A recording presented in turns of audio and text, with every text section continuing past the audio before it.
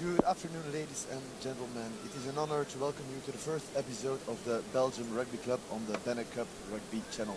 You can follow us live on the Facebook page of the Rugby Belgium Federation, and we're very excited to host this first game of the brand new BeNeCup. For those who don't know the BeNeCup yet, it's a tournament with the best 4 teams of Belgium and the best 4 teams of the Netherlands. There will be 3 rounds followed by the finals on the 22nd of September in Brussels, unless both finalists are Dutch teams, and then the final will be played in Amsterdam. My name is Michiel and I will be your host today.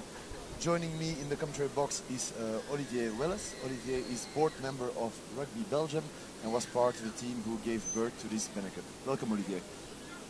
Good afternoon, everybody, and also from my side, welcome to Dendermonde, where we will be enjoying a great match today. The first match of this BeNeCup. Yes, indeed. And it's not just Olivier and me. We have our expert of the day, Nicolas Meus, who is also part of the Belgian Rugby Federation, who will also be joining us. Nicolas, you will be the expert of today. I will do my best to provide an external insight. I find this game really exciting.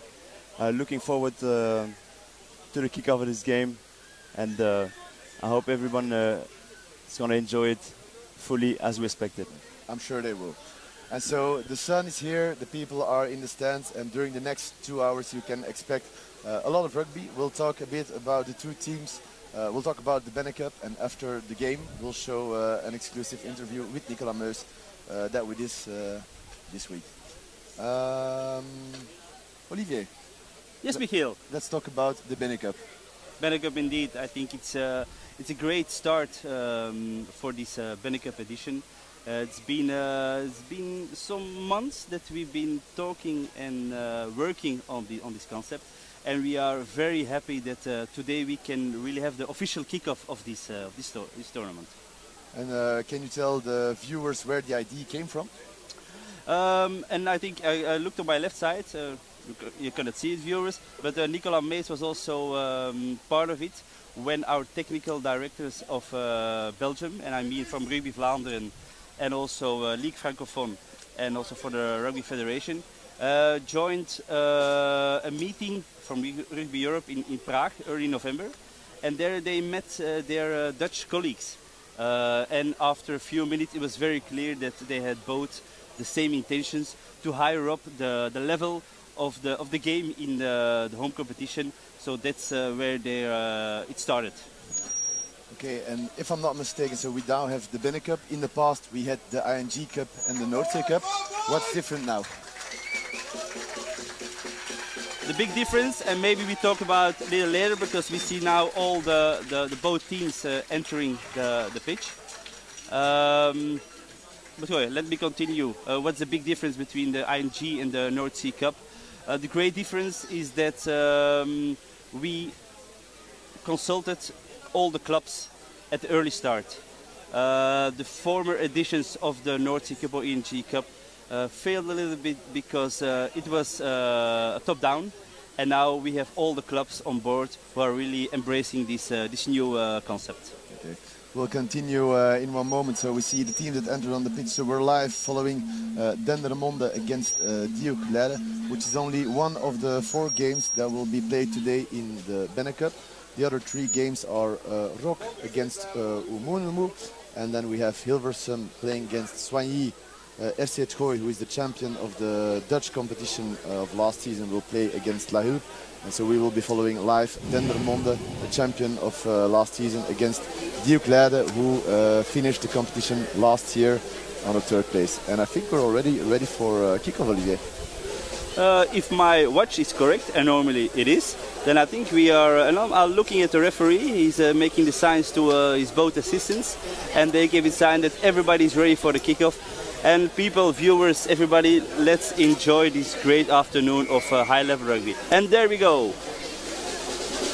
We're on the way. A high kick, well executed, good reception. And we have our first ruck of the game. So Nicola, what are your expectations of this game this afternoon? Well, as anyone, I want to watch quality rugby. I think both teams are, nice gap taken by number 25. Outside pass, inside, back inside. And we've got normally the first try of Diok Rugby Club was well executed. This is a big surprise. We're only, I think, 2 minutes underway and we already have the first try. We're in for a good game, I think, guys. Yeah, exactly. What happened there, if I'm not mistaken, is the inside-outside center didn't communicate really well. It's the start of the season, okay? We have to get used to play with each other. And there was I would say a lack of communication there. And so what happened is that the outside center actually went wide instead of staying close to his inside center, and that created a gap, and they exploited it really well on the Diok side. Yeah. So congrats to those guys. Well, so it's 0-7 for Diok. A bit surprised. I was going to ask you what your expectations were for this game. Did they change in the last minute? No, I said quality. I wanted to watch a quality rugby match, and this first action actually is in total compliance with my expectations. So let's hope now Dendermonde will react properly. They need to show pride and character. Otherwise, it's going to be a one-way game, and nobody wants that. And I think this is a great occasion because it's the first time that Dendermonde has hands on the ball. So we'll be seeing what they'll able to do in attack. Maybe for the viewers who don't know Diok that well, when we have a forward pass and we're going for the first scrum. But Diok was a club found in 1971, so a long time ago. They became a first division team in 1975 and never left the first division. So they've been in the first division for a very long time. It took them 6 years to have their first title, and in 1999 they celebrated their 10th national title, which was at that time a world record, which was also mentioned in the Guinness World Book of Records. A little fun fact. So they're a huge part of the Dutch rugby history. Last season, as already mentioned, excellent scrum. Third.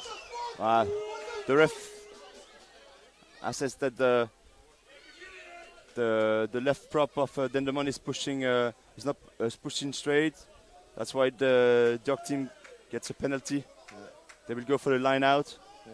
But we saw a good scrum of Dendermonde. They went forward quite heavily. Yeah. In terms of power, it was good. Yeah, the ball is out. Ooh, nice kick in the 5 meters. Yeah. But if you don't push straight, you get punished. Yeah. That's one of the straight rules in terms of scrummage. I've never played forward myself, but at least that rule I know it. I'll finish my story on Diok. So last year they were third, and for this year they have very big ambitions, which they're showing right now on the pitch. They attracted not less than 7 international players to strengthen their team, and we'll talk about them in a couple of minutes because some of them are on the pitch. While the lineout was not shown straight, so Dendermonde will get the put in to the scrum. Obviously Dendermonde, for the Belgian viewers, I don't need to explain that much. Dendermonde was found in 1962, so even before Diok. It took them until 1987 to become a first division team, and their first national title was in 2012.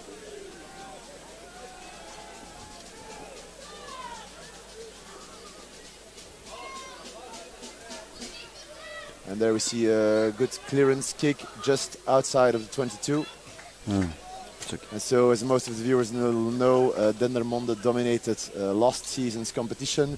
They won in the final against Luilep, final which was quite close, very interesting game. And Olivier, while we wait for the line out, can you explain a bit the setup of this BeNeCup?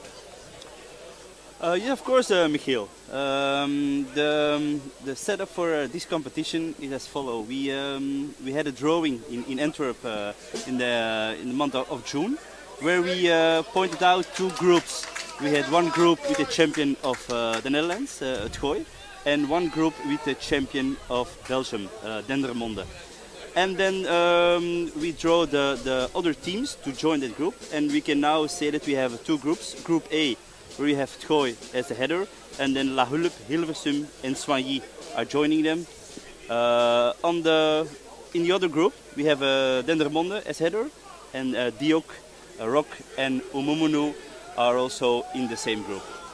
It's a competition, so with two groups, they will play 3 matches before the final, which will be hosted on the 22nd of September in Brussels, normally. Exactly, and while we see an advantage for Dendermonde, so that it's their second attacking ball. That's and good wide play, quick play.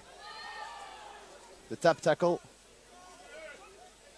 Good intentions on the Dendermonde side. This number 10 is really trying to keep the ball alive. And we're going back to the penalty. So we saw some good attacking play in the second minute of Diok, but now we can see that Dendermonde starts to play a bit as well. Yeah. Saw some first errors as well in the line-out and the scrum.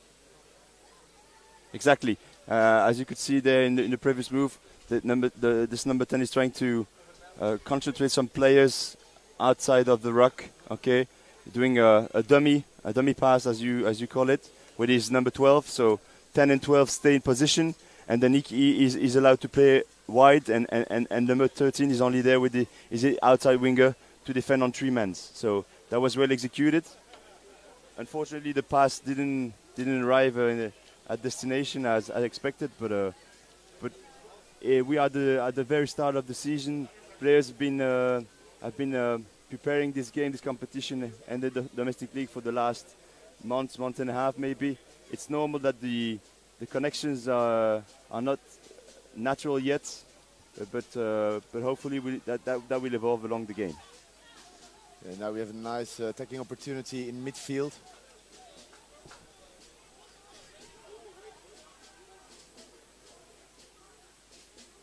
Oof. And that was overthrown. I think I have the impression that Dendermonde is not able to clear the rucks quickly enough, and so they get slow ball every time, so they cannot endanger the defense of Diok. You're totally right, and also what I can observe from that action, that move, is that they all come on the same line of attack. Okay, so there are no options. There's not enough depth. You must have at least one guy cutting and one guy in his back. Otherwise, if everyone comes on the same line, then the flat half only has one option. And now let's see what Diok can make of this. This was a good tackle, very big play tackle. This one. Very big tackle of the center. Good defense of Dendermonde. Here the inside and outside center really did communicate much better. So they reacted based on their mistake at the very beginning of the game, which is good news for Dendermonde. He can feel it in his shoulder. I think he's hurt himself a little bit on the right shoulder. Yeah. The number 12. So it's Michael Dirks playing in the number 12 jersey. Still some issues with the scrum. We'll need to reset.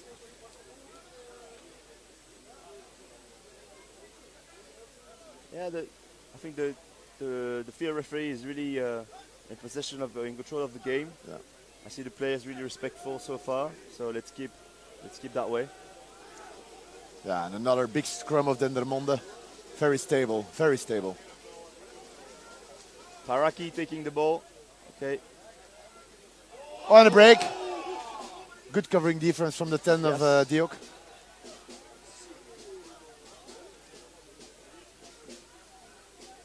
Okay, this is interesting. Dendermonde is really concentrating as many players as they can on the left-hand side, wide, so they can actually open the game.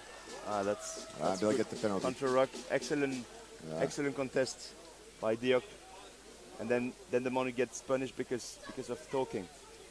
It's what we've been saying during the game already. So it's the ruck where Dendermonde is really struggling to get quick ball and to clear Diok, who is really very quickly on the ball. Exactly. Yeah, they have a couple of players that are really in need of balls, I would say. And that, that's not it. Oh, and that's a lucky one. Okay, lucky one. But again, another huge opportunity for Diok. 50 meters out. Yeah.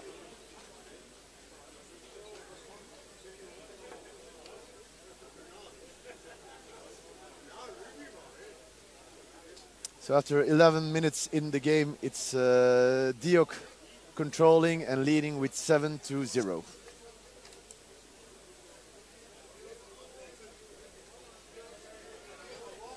And it's the first line out of Diok.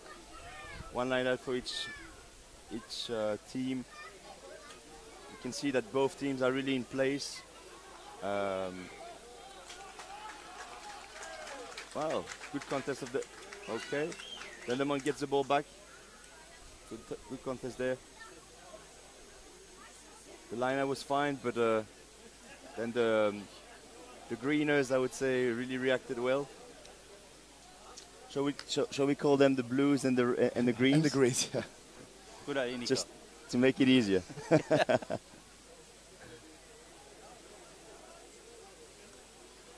So here in the scrum for Diok, we explained that they attracted quite some new players this year, and so the number 2 for Diok is Benjamin Deschartres, and so he was a professional player in the Hong ball Kong straight before. to his inside center, Diok. Okay. And there's some room, there's some space out wide. They go for the kick. Paraki. But that's a good opportunity to counter attack for Diok as well. Yep. There's a space outside. Yeah. Well, he didn't catch it. They keep the ball. They're still in possession.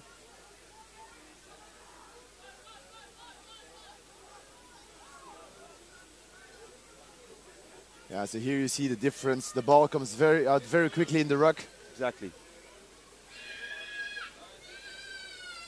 In defense, Dendermonde is committing a lot less players into the ruck, which gives a quick ball to Diok. And there I think you see the difference. Exactly, and I think that pop pass to the forwards wasn't that interesting because it was too close to the ruck. Usually, when you send some forwards to cut the line to fix some players, you do it in the break zone, breaking zone, as we call it, meaning outside the number 10. Yeah.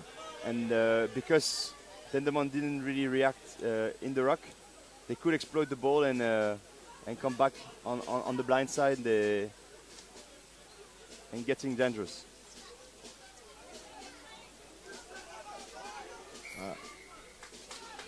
Again, slow ball in the ruck, but this time they got the penalty.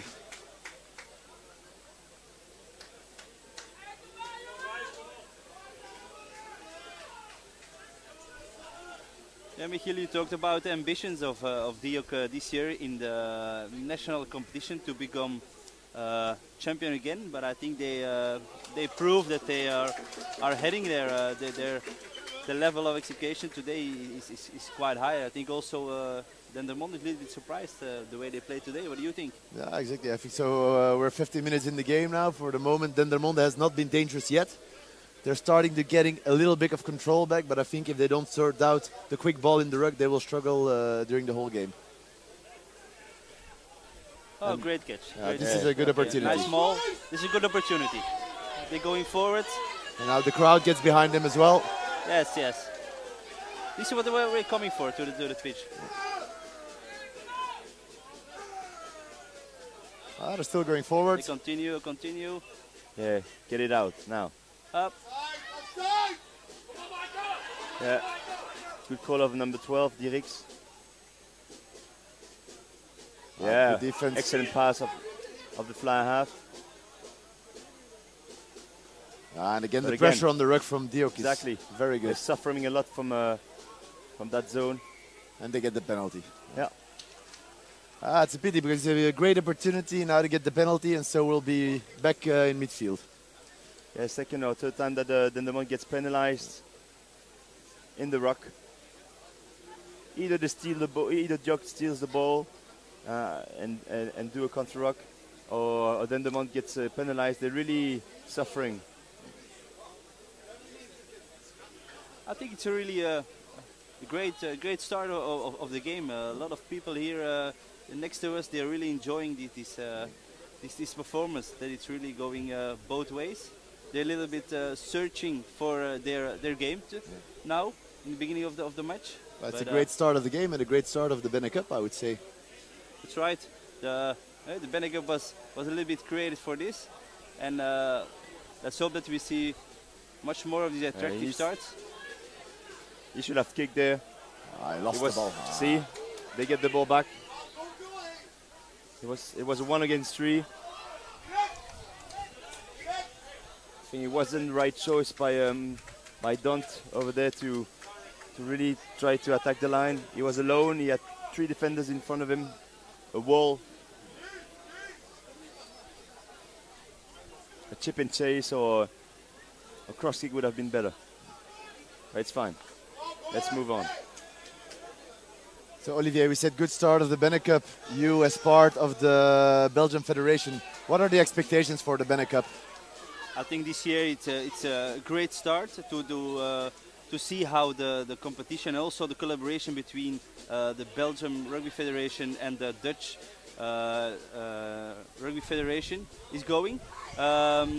If this will be a success, and I hope it will, and I think it will, then we are already working on the next step, and this will be the creation of a BeNeLeague.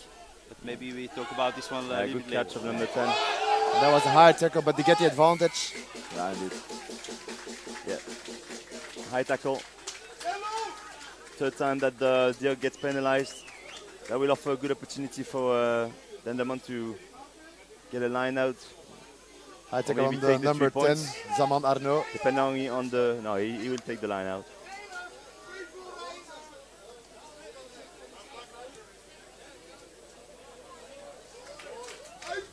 I think it's the right decision because it's 0-7. They need to get back in the game. They have good forwards. They had some possession in the last 5 minutes, so they need to get some points out of this. Exactly, you need to validate those momentums.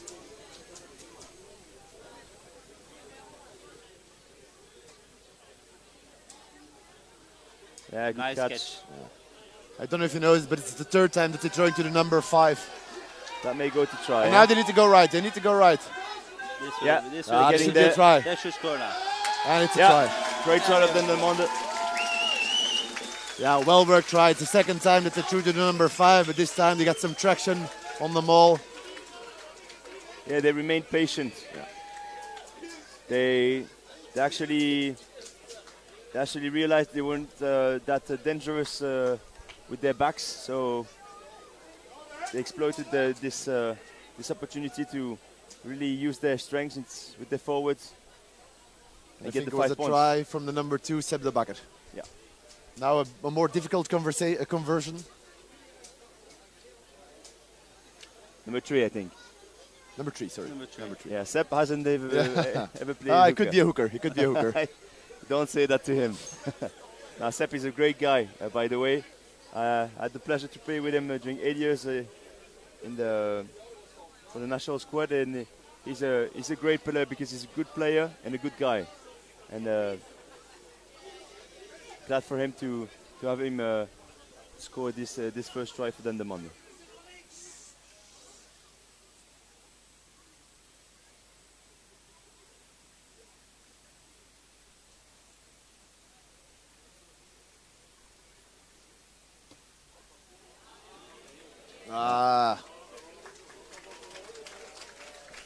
As you can see,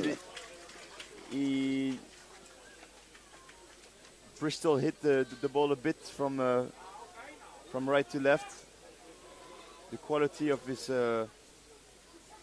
hit through the ball wasn't perfect. It's his first kick. It's a BeNeCup match. Let's hope that he will manage the pressure a bit better for the next one. Yeah, so today we don't only have the BeNeCup, we also have the female sevens team, national team playing in Kazan today. I don't know if you followed the games this morning, Nicola. Yes, they won 12-0 against Spain, which is really a great performance, and they won 40-0 against Germany. Yeah.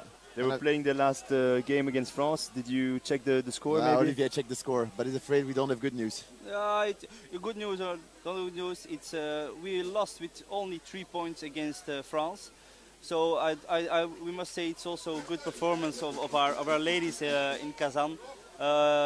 As you said, the first game against Spain was very solid. A good performance of our Bell Sevens. Also against Germany. Great confirmation what they've been working on for some years now, and I think it's great that they perform now as we can see. Yes, final score was 14-17.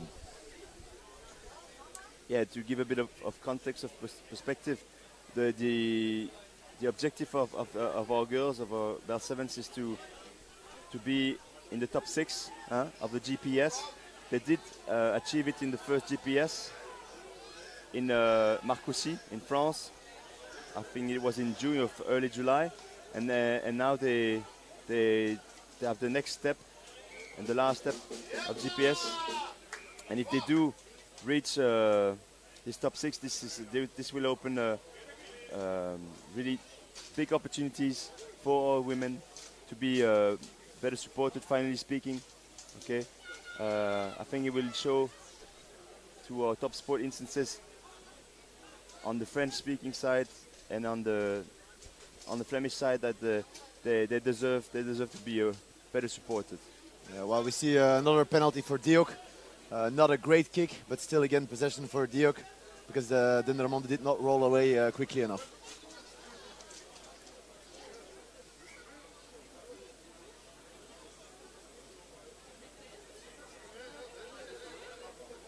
So we're halfway this first period, and it's a balanced game, I would say.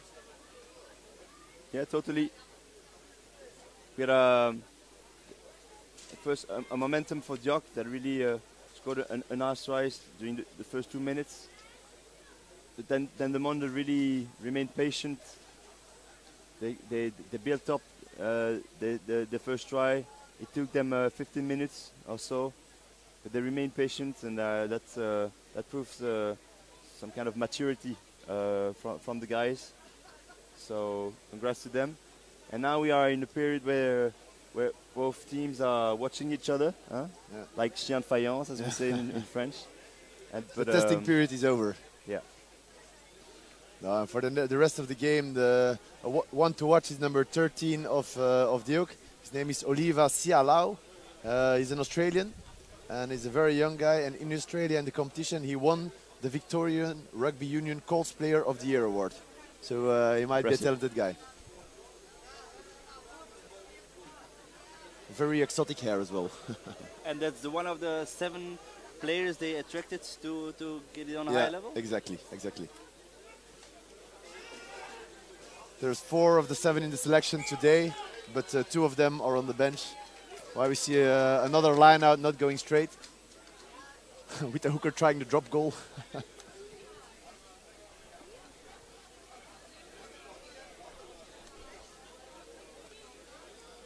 Scrum Dendermonde. Yeah, so we get another scrum, though Dendermonde has proven that they have a good scrum for the start of the season.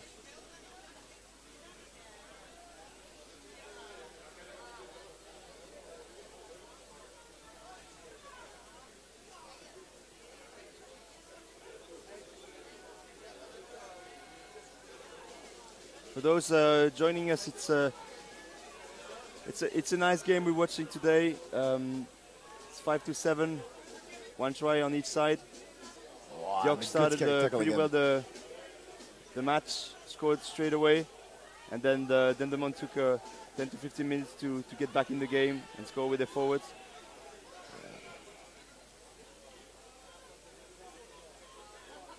And so it's another penalty because the players of Dendermonde are still talking to the referee.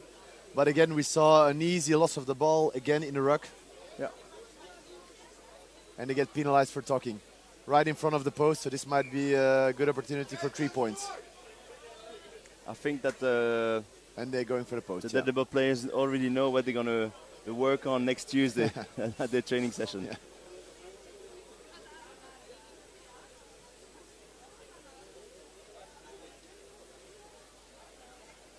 So penalty in front of the post on the 10-meter line, so 40 meters out.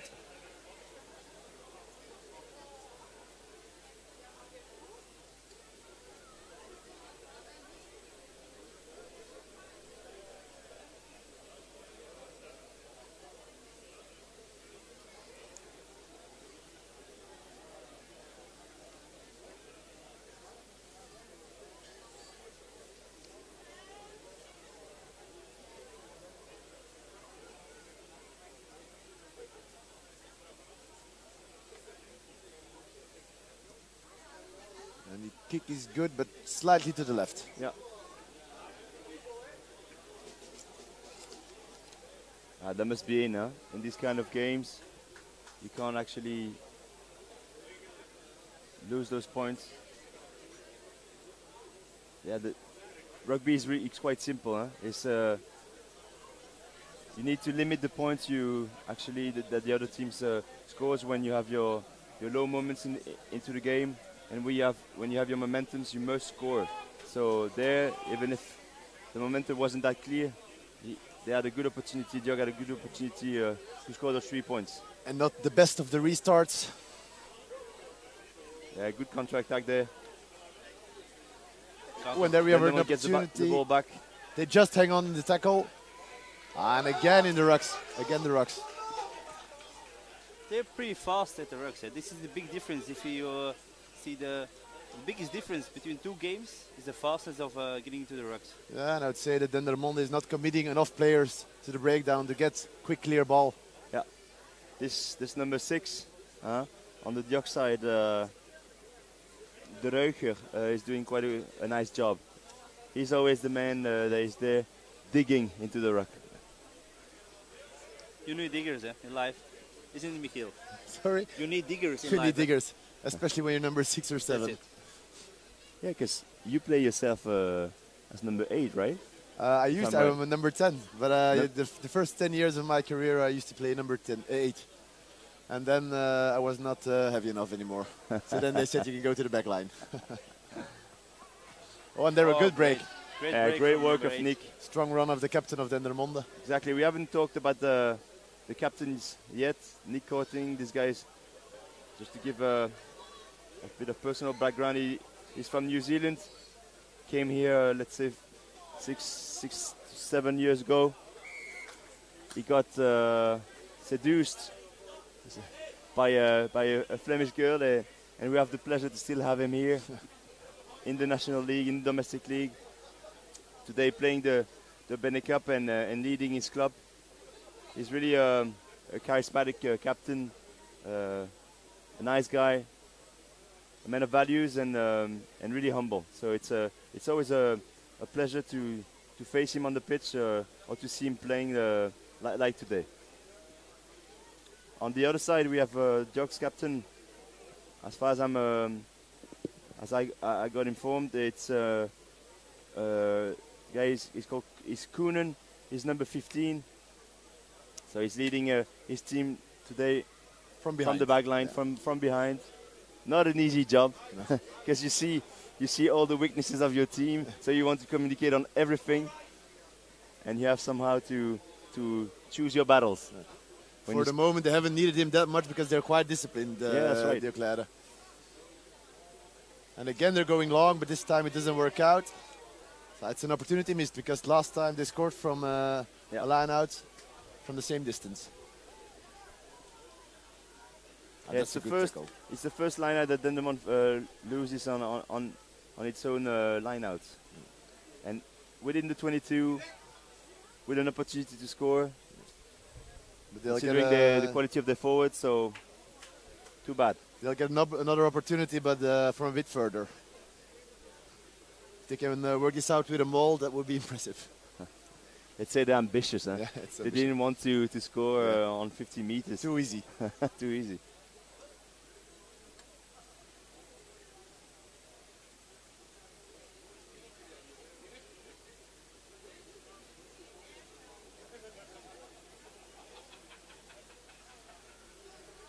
That's a good ball. It's every time to number 5. Solid catch. Chris Goossens, the senior of this team, attacking the line, conserving the ball.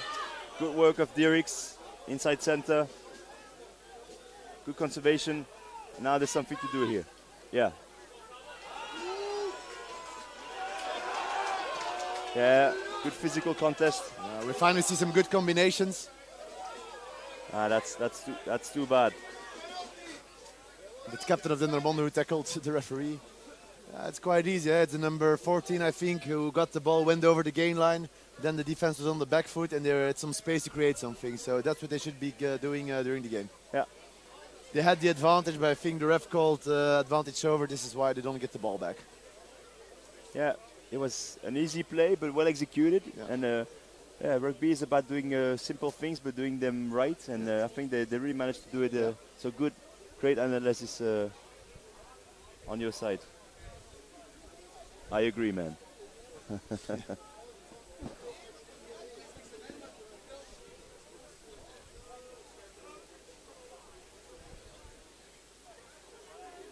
So Olivier, while we see another scrum, a very great scrum for Dendermonde, putting a lot of pressure. It's been a year now that there's been a new board. Good play. On Rugby Belgium, where we see a great break. See where they get this one. Yeah, they really played it quick hands. Was well executed. And there's still space, but they need to get quick ball. See, it's not the first time. I was telling you earlier that they always, in second time of play, they come with the forwards, but they come too close to the ruck.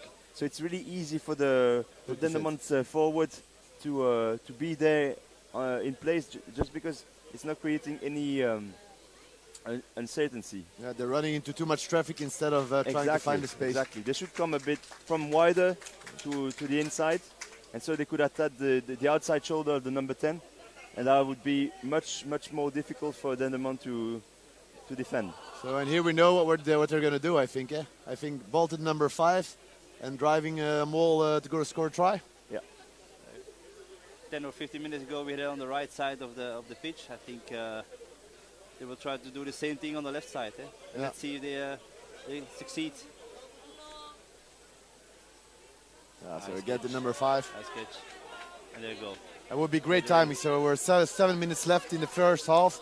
If they score now, they get the lead. They get the advantage. Now it's a question of patience. In the 22, take build up. 5 minutes, but come back with some points. They need to go at some points. 3 points, 5, 7 points. They need to score. It's really important. Especially because Diok didn't score those 3 points earlier. And then mentally it's going to play in their heads, in their minds. A nice handoff.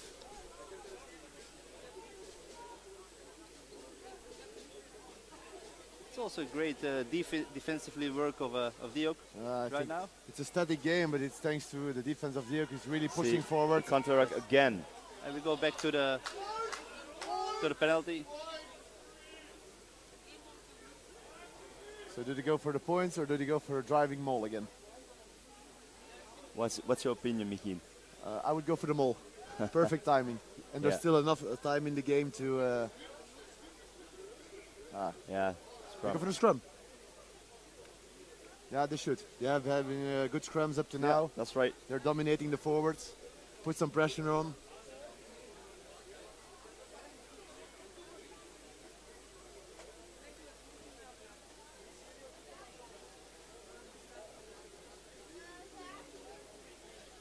Yeah, scrums are quite good. Everyone is actually winning his own ball. So far, this area of the game is very stable scrum. Is well managed by both teams. Number 8 pick up. Yeah, nice. Quality flick pass. Yeah. And now, and now the ruck. They get the ball back. Nice offload. And that's the number 30 making the big tackle. Yeah, but see, he came from the outside, closing the game, but now there are spaces on his side, so that's dangerous. Side.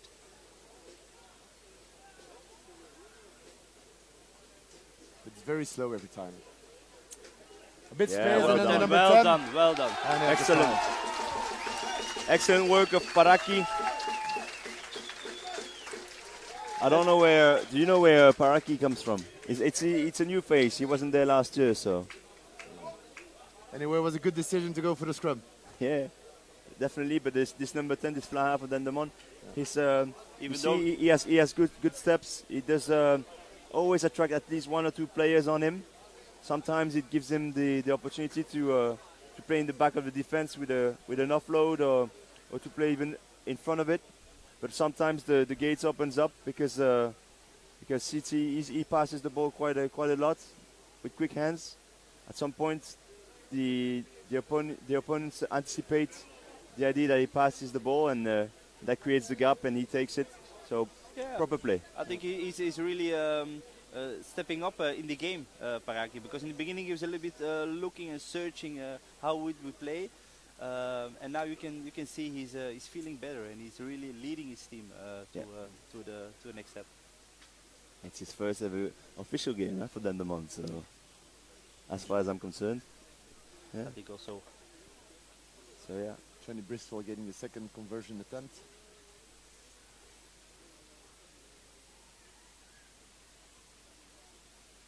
It's not an easy kick, but it's well executed. Yeah, And it's fast. It's in. the crowd likes it anyway. And we also. You can see right at the moment of the hit if the kick is well executed, and I could see it straight away. So perfect timing. There's 4 minutes left in the game, and then Dendermonde take control. Yeah. So they have been working hard to turning it around, because the first 10 minutes was clearly for Diok, and now Dendermonde is controlling. Yeah, perfect timing. They had the momentum. They scored 7 points, so now they're leading the game. And as you said, that would have a big impact if the score remains so when they get back to the changing rooms.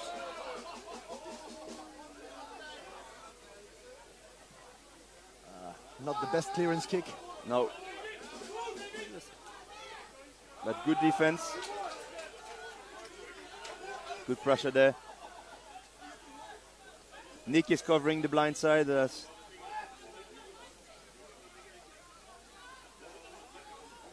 Watch out. And that's a silly error. Yeah. It's only a few minutes left.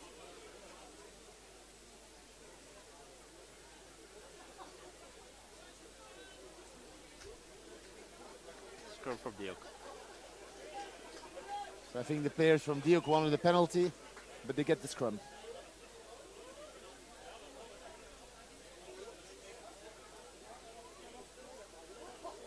So Olivier, we were saying that there's been a new board in the Rugby Federation for 1 year now. That's right. It's already 1 year that we are on board, Nicolas. Time goes fast. You're having fun. What are the biggest changes that you've been made, and what are the positive evolutions that you've seen? I've seen there's been a lot of investigation last year, and also as we promised to every member of the union, we took our time to take a very good in-depth look and analysis. So, and I think we are now ready to step forward and make progress. I think that the biggest and the most important change that we are now talking with everybody. We are talking with Rugby Vlaanderen. We are talking to League Belgium Francophone. We are talking to the clubs, and we are really having mutual projects. And that's a big step forward, and this will be the start of a big success. Exactly. I think our main mission in the first year was to restore a dialogue, and the whole team is working on it. And I think our president Salvatore is doing a great job at this level as well.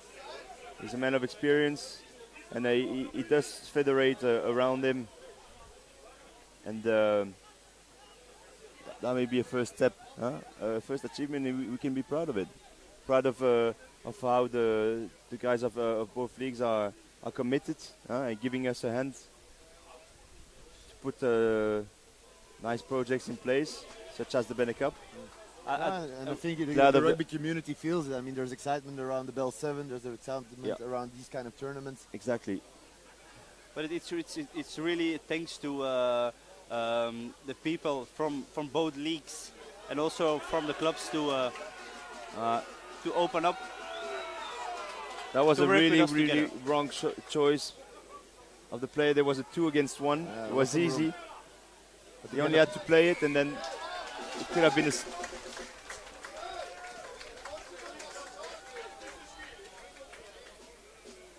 And there's some tensions between the players. Some frustrations on the side of Diok. Of course, they were leading the game. Yeah, exactly. Now Dendermonde has it in his own hands. But indeed, a big opportunity. There was a 2-on-1, 15 meters space.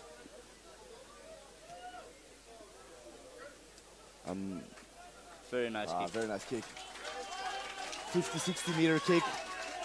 Yeah, good kick there.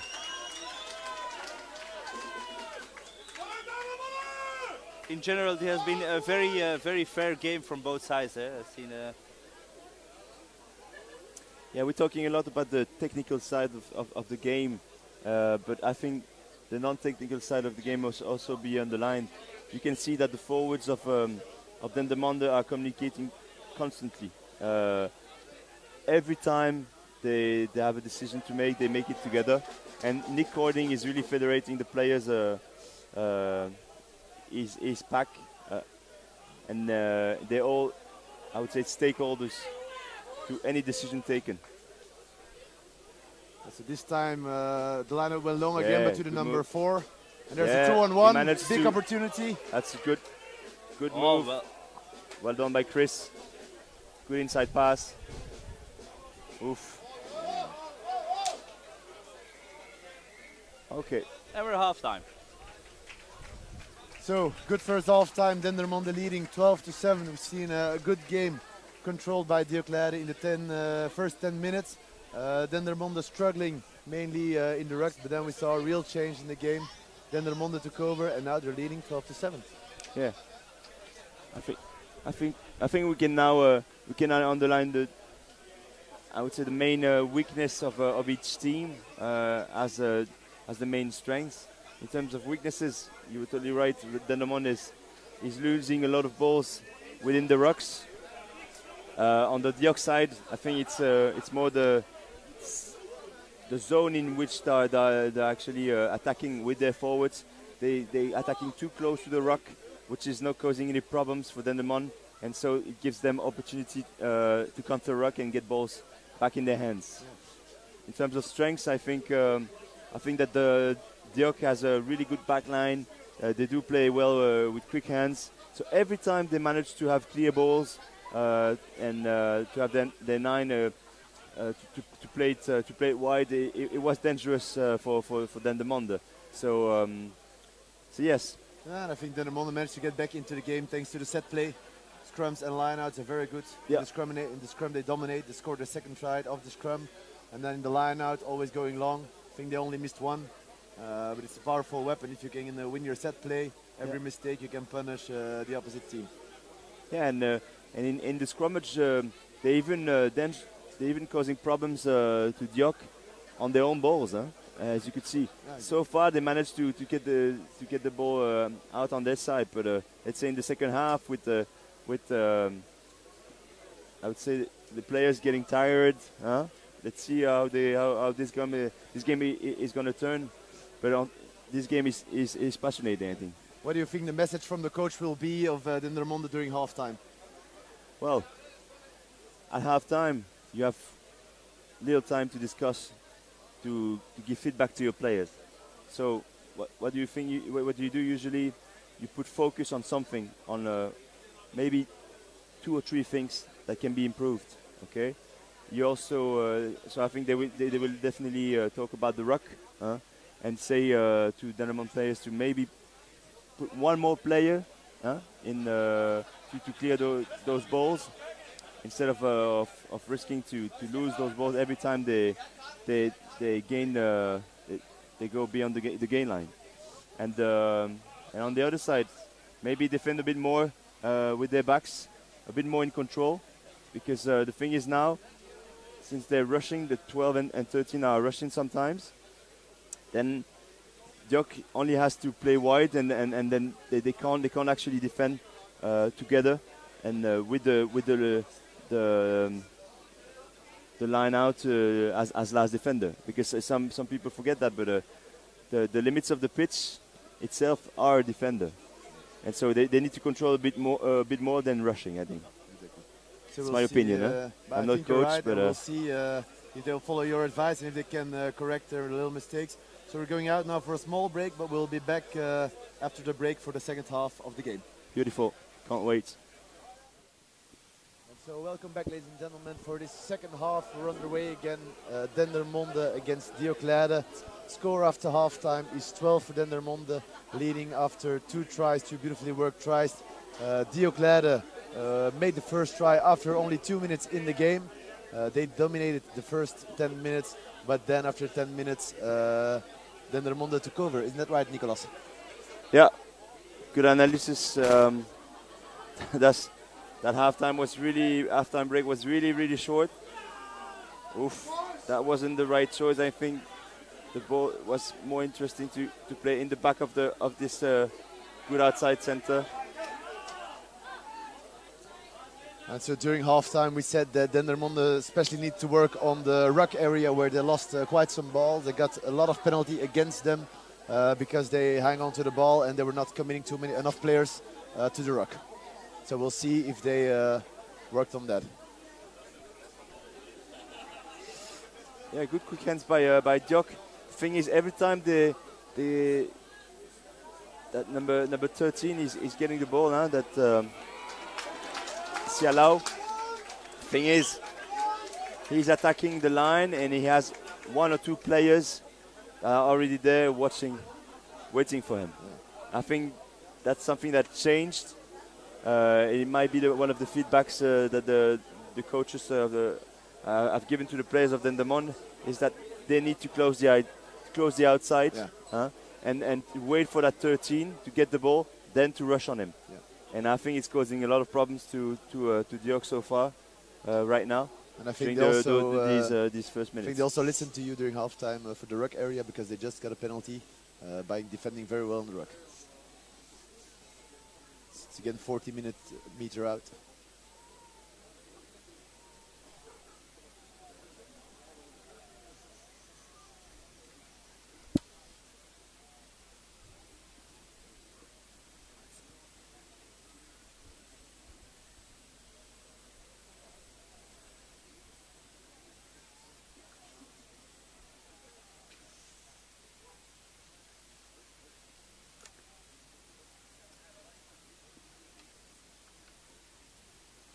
Yeah.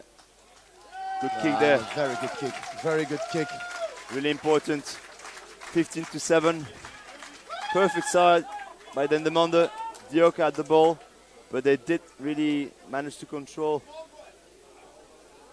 the Diok players in the back line. This takes the pressure off, because now they're leading with more than a converted try. So now they can really openly play, take some risks. So we might be in for a good, interesting second half now.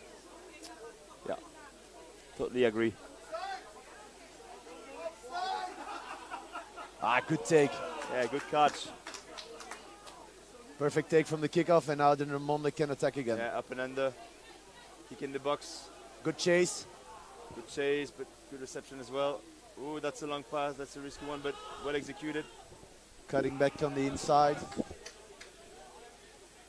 And again a penalty from the ruck. Yeah, great work. It's number 12, Dirks. Excellent contest. Really important, those balls, especially right now. Having a momentum and creating another momentum. And here to get those 3 points again. 6 easy points in 2 minutes. Yeah.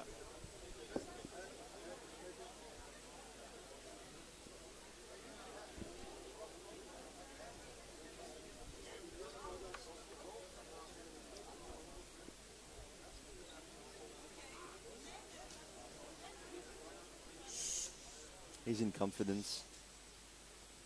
Apart from his first kick, he managed to put the 2 other ones between the posts. Should be a problem for this one. For Bristol.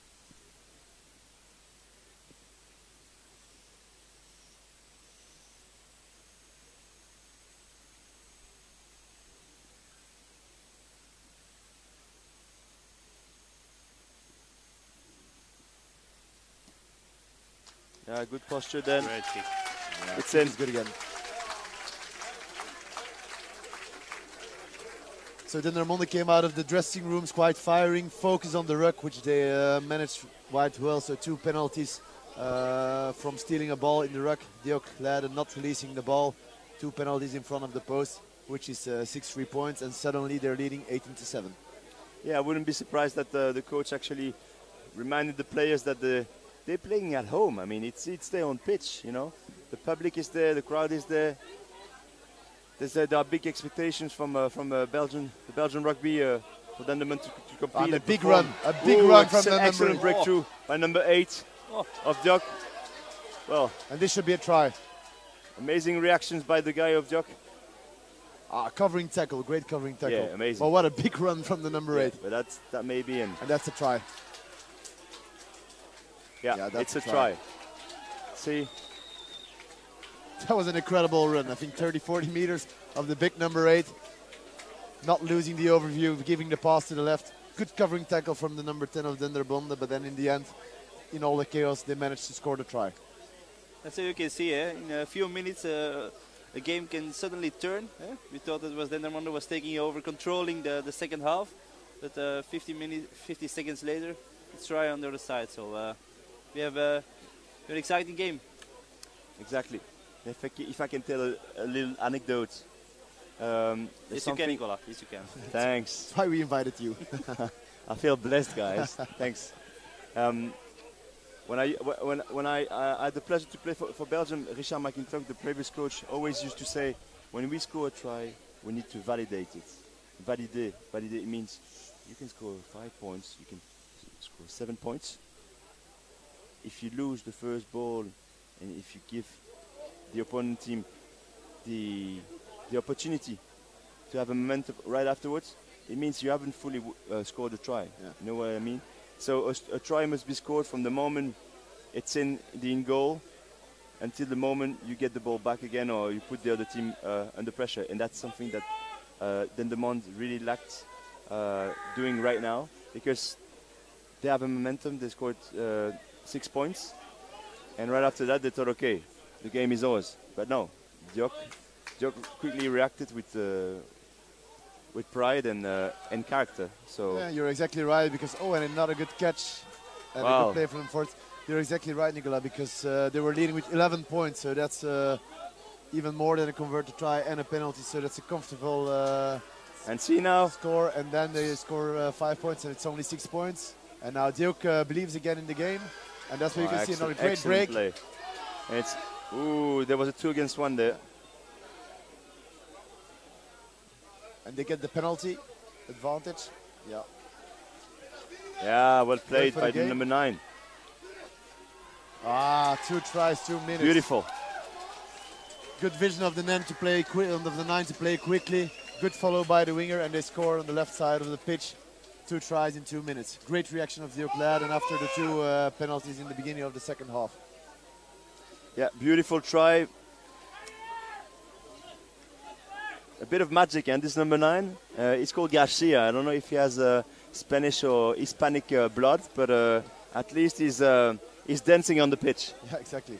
and he's doing. Maybe he's dancing on the pitch, but it always takes 2 to tango, Nicola. So it's only him that will make a difference. It's the 14 teammates will celebrate with him. Yeah, Exactly. the number 11 who Exactly. followed very well, who was aware of what his 9 was planned to do. Yeah. And now hope that the conversion is better, because if it's in, they get the lead again. Yeah, but to bounce on what you said, Olivier, definitely he's not doing and it. He's hit not the doing post. it on his own. But I think he did make his partners play. He did give them nice balls, clear balls, thanks to his forwards. And now all of a sudden he started playing by himself. So he really managed to surprise the Dendermonde defense. And when I was saying he was dancing, he wasn't dancing tango. He was dancing flamenco in Flanders. What do you think? Over here we speak flamenco, they dance it. And there they go again. So for the people who just joined in for Dendermonde against Diok, the score is at this time 18 against 17. So it's a very, very close game. We've seen some exciting moments. In the beginning of the game, they were searching for each other, for their own game also. And now it's opening up a little bit. So I could not say where I put my money on who's going to take this game home. Michiel?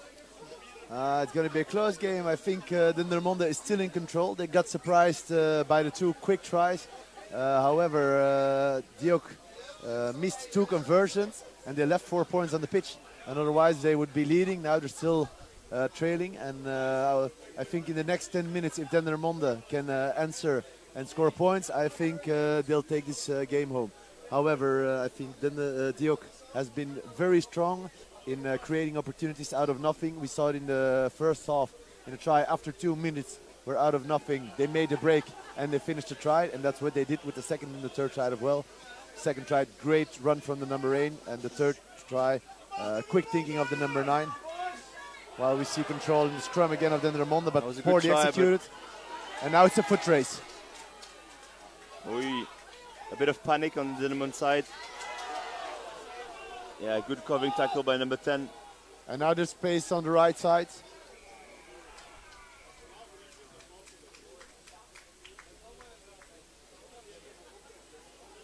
And that's a yellow card for a player of Diok. No, for... Or Dendermonde.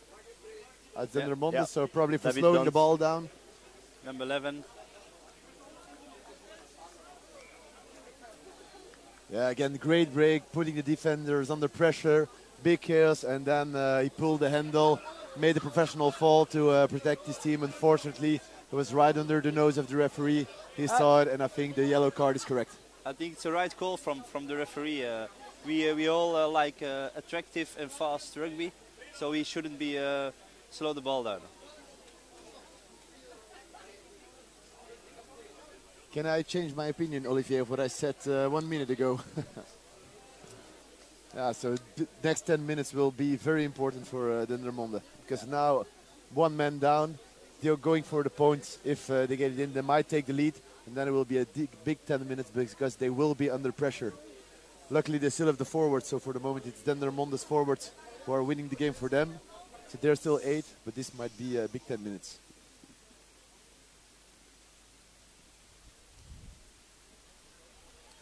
Well, And it's in. wasn't a perfect keeper, he went through. And it's now 18-20, so they have the lead again. Diok So I'm really is back surprised in the how game.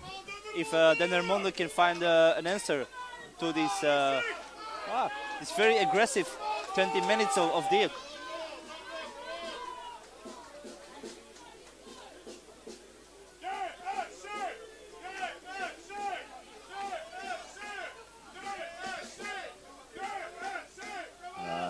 Good control, good clearance kick. At least we can't complain, huh? No. So far, We have Enjoying, we have been spoiled. We have seen very nice game. we have seen 5 tries already, 3 on the side of Diok, 2 on the side of Dendermonde. Dendermonde kicked already 2 penalties as well, which gave them a comfortable lead. And then suddenly, I don't know what happened, but Diok, they got a big boost, scored 2 tries, and then they get the penalty in as well. So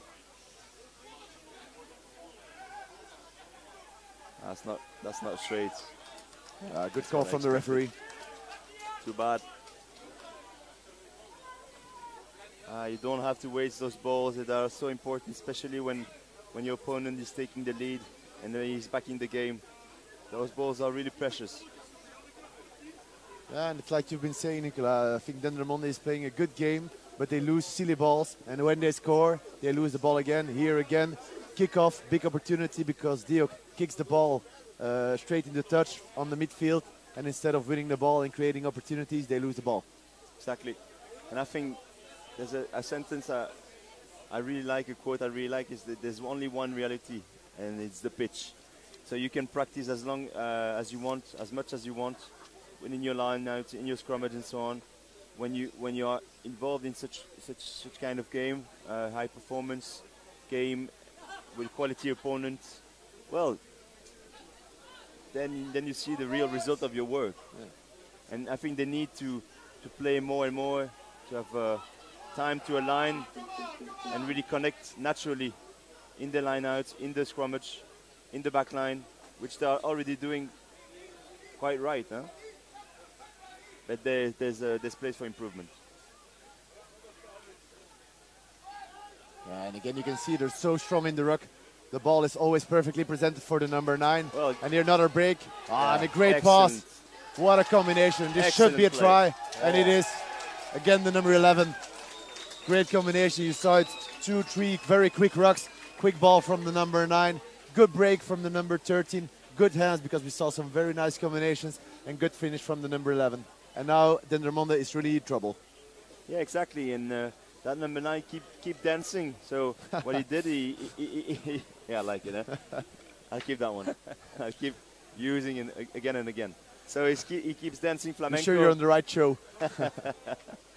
But what he did pretty well right there. He got the ball, a clear ball from the ruck. He kept it during a second, which allowed him to attract 2 players.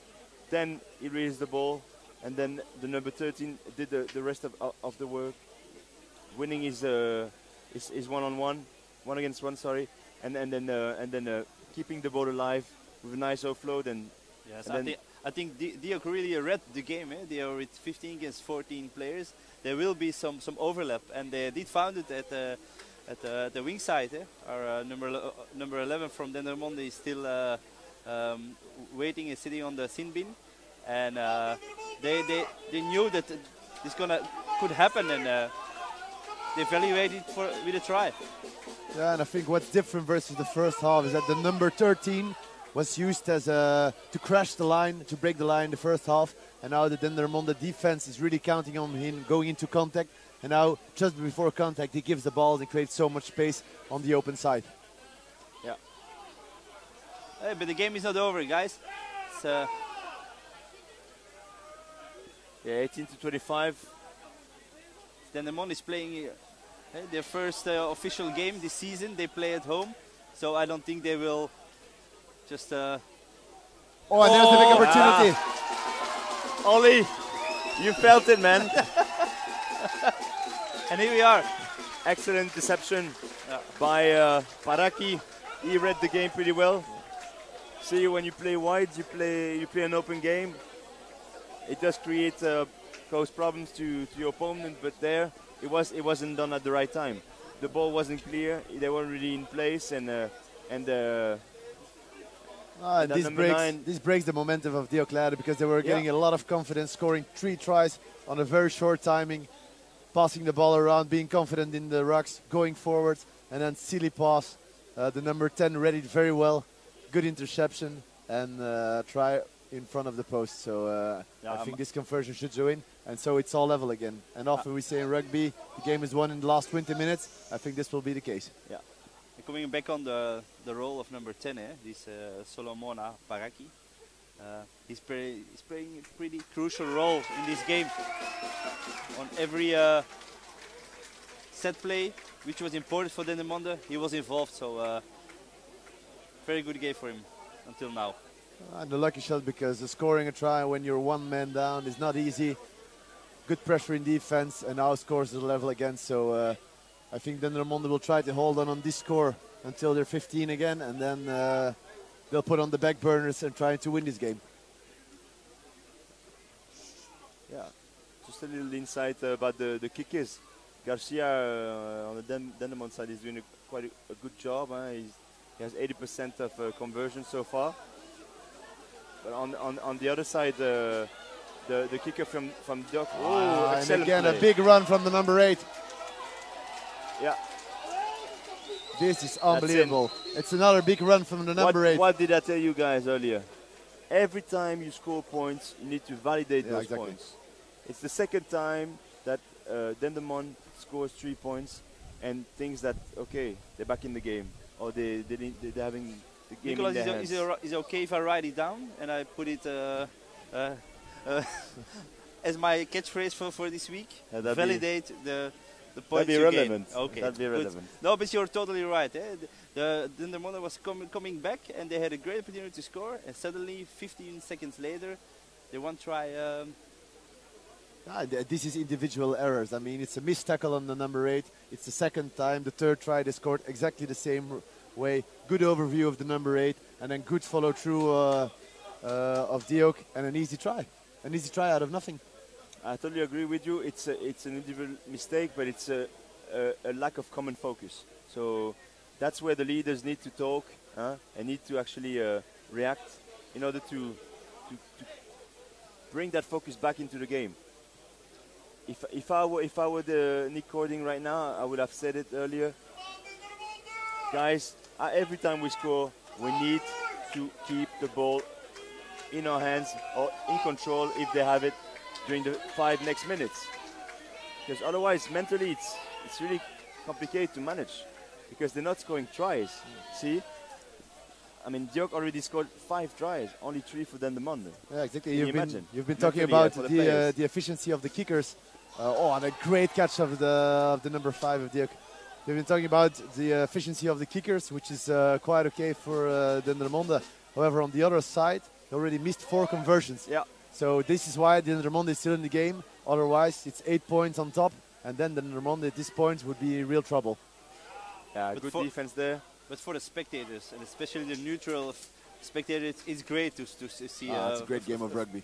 Yeah, we've seen a little bit of everything. Seen some great breakthrough, some tries, some errors, but good things. Yeah, so if we get this kind of game every weekend, then I think the BeNeCup is on to something good, and we'll have a lot more of it in the coming years. Just for the viewers, for information, so the 2 games played in the Netherlands will also be broadcasted. So therefore, you need to go to the Facebook page of the Dutch Rugby Federation and Rugby Netherlands. Rugby Netherlands, exactly. And so every weekend we will broadcast at least 1 game here in Belgium as well through a live stream. Yeah, and if I can add something on this, Michiel, all the games are broadcasted on live stream separately, but we will by the Tuesday following each game, we put it online on the BeNeCup channel, and we will communicate on this. So all the archives are gathered on 1 channel, okay, and that makes it great for any rugby amateur, because then you can search for the BeNeCup channel in YouTube and find all the games and watch them with a nice beer or a glass of water. So if the spectators forget your inspiring quote, they can always go back to the Facebook and the YouTube page. I think Olivier is going to share it for us. Good. No, but also the thing that we are broadcasting it and put it online, so every spectator also who cannot follow us live can see it afterwards. It adds something to the level of execution. We're getting more professional, and this is the one thing we also have to do, to captate it and make sure that everybody can enjoy it afterwards. So 50 more minutes and then the game's done. 5 points difference. We're not there yet. No. And if Dendermonde wants to take this game home, I think they have a big scrum at the front of them right now. Good position in the middle of the pitch. 2 sides where you can play. Difficult to defend. Yeah.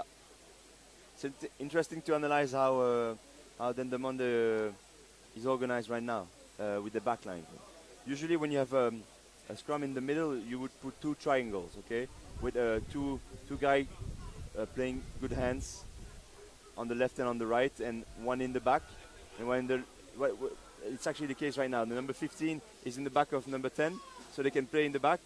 Okay, they use the winger. He's back in the game, by the way. We haven't said it, but yeah. David Dunt is back in the game. So that's going to help Dendermonde compete properly, because they are 15 now.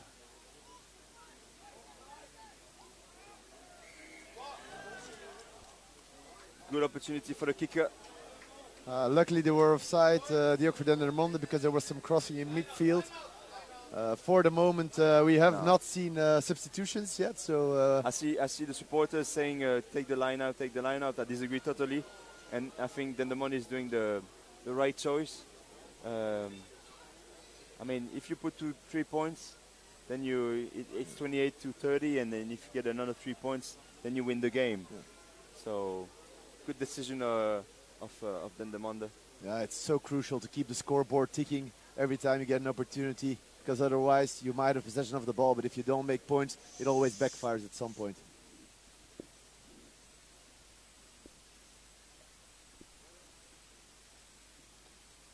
Yeah, for those who join the games, Bristol has been kicking quite properly. 4 kicks on 5 that went through. This one is a crucial one. Let's hope it's in.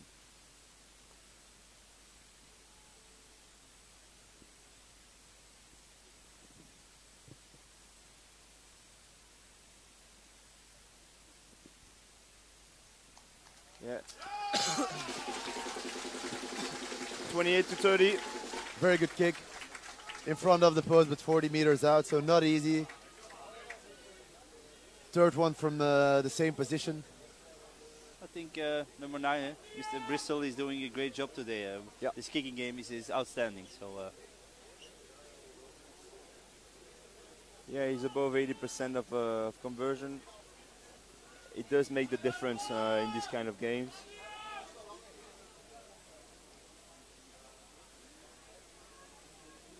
Yeah, he's reliable in the game as well, huh?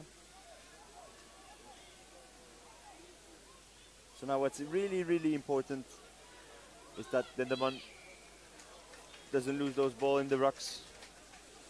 If they have to use one more player to protect the ball, let's do it, guys, because possession of the ball in this stage of the game is so key. important. Exactly. And they have to remain patient. Okay, the kick up of Paraki is not perfect, but at least it's out. They have a line out. They've been pretty clean so far. So now it's about building your victory. If you want to build your win, it starts now. You're in the 10 next minutes. Slowly go, keep the ball. The more you have the ball, the less you can be in danger. It's as easy as that. So keep the possession. It's not about playing wide rugby, which Diok is trying to do. Oof. He hasn't drifted there. Chris should have drifted in defense. I think his outside center did communicate well to push him on the outside, but he wanted to close the outside, and that has put the team in danger. Let's hope next time they communicate a bit better and feed each other better, because sometimes you don't even time to talk. Yeah, you can see every time the number 13 has his hands on the ball, he really creates danger. Then the Dendermonde defense gets nervous. They don't know to tackle him or to wait and to drive him to the sideline. So I think they'll continue to use him. But again, a good opportunity now for Dendermonde to get their hands on the ball and try to close the 2-point gap.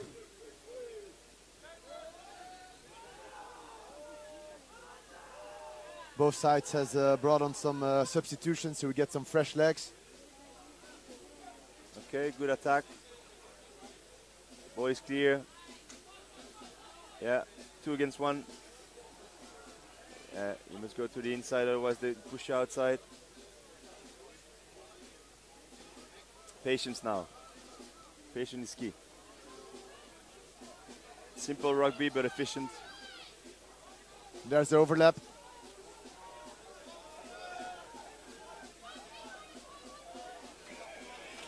Yeah. See, not rolling away. We talked about possession, because when you have the ball, you're not in danger. But it's also key to keep the ball, because due to the pressure of the money time, as we call it, of the last minutes, then the opponent make fouls, gives you penalties. Now they will gain at least 30, 40 meters, have a line out, be able to build something to get either 3 points of the 5 points afterwards. Good kick. Excellent kick. They are in the 22, guys. And just before another line out of Dendermonde, let me take the opportunity also to say thanks to our partners who make all this possible. Now especially would like to thank Van der Valk Hotel, also De Giro in Holland, and Bufferding the brewery who's supporting us for this competition. Yes, and this is a huge occasion. They already scored a try from this setup, so we're going to go for a long line out as they've been doing for the whole game, and going for a big drive now. And can Dendermonde make the most out of this and bring the game home?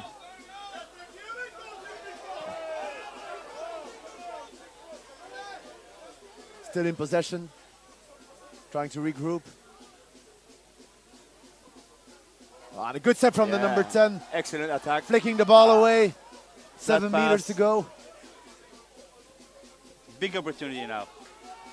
1-on-1.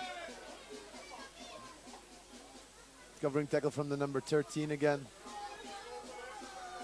And now they need to go through the phases. Build it up, build it up. Yeah, build it up, exactly. Remain patient. There's a mismatch, there's an overlap. That's well played. Great gap. But he's alone now. He needs support. Otherwise you lose the ball, guys. Well done. It was right. Great decision by number 10. Again, he's showing... they lost the ball forward. This is a pity because this was a huge occasion. They created some danger, but good defense from Diok. Then again, it's scrum, so let's see. At the end of the game, who's the strongest also in the scrum? Exactly. Dendermonde has been controlling the scrum going forward, but they haven't stolen the scrum yet from Diok as well. So that's right. They're just hanging in there every time. Yeah, this scrum is going to be crucial, eh? Let's see how the guys are going to manage it. I can tell you all the players are now in the red zone, huh? Yeah. So the lack of lucidity, the ideas are not that clear anymore. It's about pushing. Big push again, going forward. Excellent still, work of Dendermonde. Managed to get the ball. Yeah, they're still in possession. Since the ball went backward, despite a really nice and you see defense of Dendermonde. The way Dendermonde is defending now is really going for the ball and making sure that they get possession again. This is key. Play it wide, play it wide. No, that was the wrong choice. Lucky one. He had two guys on the outside. Don't try to make it. And now they need quick lift ball. Too much. Keep the ball. Build it up, guys. Build it up. It's not now that we want the most beautiful try. We want efficiency. Good well pass. done by Nick. We're back Excellent in the 22. Play. And again the ruck. Again the ruck. Very quick defense on the ruck. Stealing the ball, the number 12. What we saw in the first 15 minutes of the game is happening now again. That Diok is really very aggressive on the counter-rucking. Yeah, and actually I just found out that every time those rucks are won by Diok, it's always on the extreme sides of the pitch. Yeah. See? It's always in the 15s. Always. It's never in the center of the pitch. So they choose their rucks. Yes. Which shows that, again, they have a strategy and a concrete guideline given by the coaches. Yeah, they read the game very well in the midfield. They know Dendermonde is putting in the numbers to secure the ruck. But then on the outside, when there's a bit more chaos, when there are less numbers, then they're committing and they're rushing into the ruck, stealing the ball. And it's being very effective during the whole game. In the meantime, the number 6 of Diok has been substituted. It was very important for the side of Diok. He played a very well game. And they play the ball quickly. By Diok. I didn't think the referee was going to let this go through.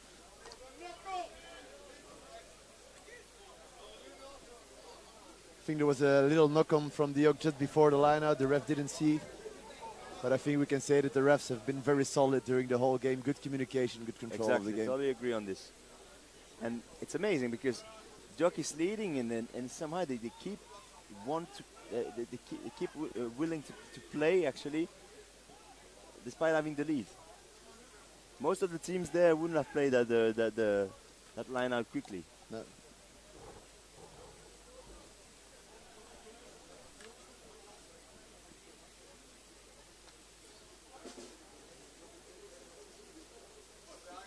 We're entering the last 5 minutes of the game. Diok still ahead with 2 points, so only a penalty difference. So this game can still go either way.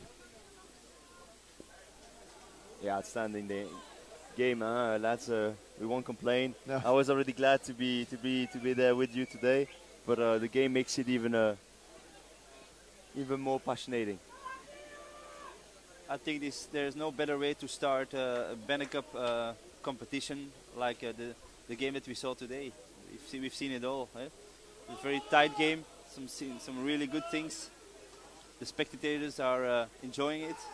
So are we. You can probably not see it from home because the cameras are not seeing the stands, but the stands are almost full. I think 90% full. Good line out throw.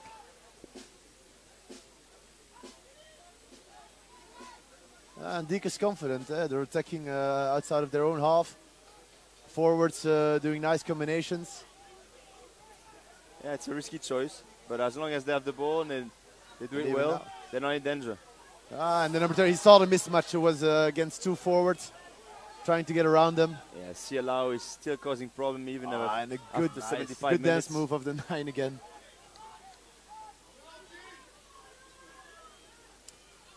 You know, it's Saturday, so Saturday evening some people put their dancing shoes on. Maybe you already did. Exactly. No, but I think Saturday night fever. You know how you do it. I think Dendermonde, the pressure in defense is not high enough anymore, which allows them, which allows Diok to combine very easily.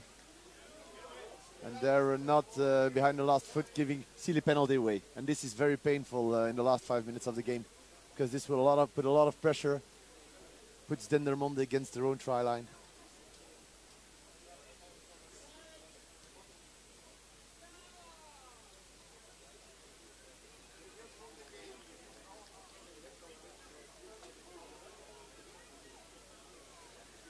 Careful here. Dendermonde need to be. Also, really we have pay to attention to the next line out. We have to be careful because we are also during the game we're making some assumptions. Yeah, this is going this way, this is this way, and 10 seconds later let's try another side. So it still can. Exactly. It's anyone's game now.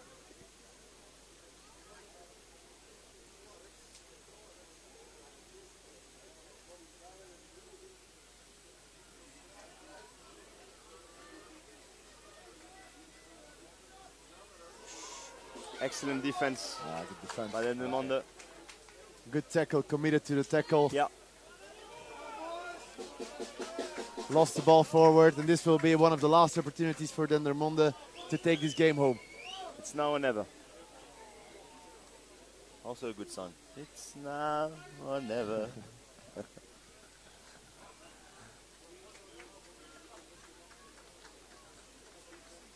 We might do some karaoke after the game.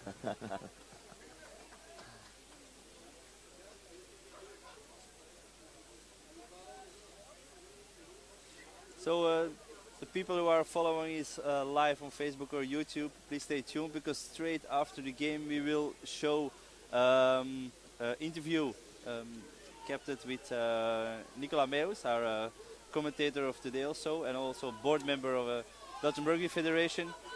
And this can be a very interesting interview, so please stay tuned. And after that interview, we can also show you some a panel, some interviews with the captains, the presidents, and the coaches of both teams. Exactly. So after the game, it's not over yet. Exactly, and what is really interesting is that we're gonna get another yellow card.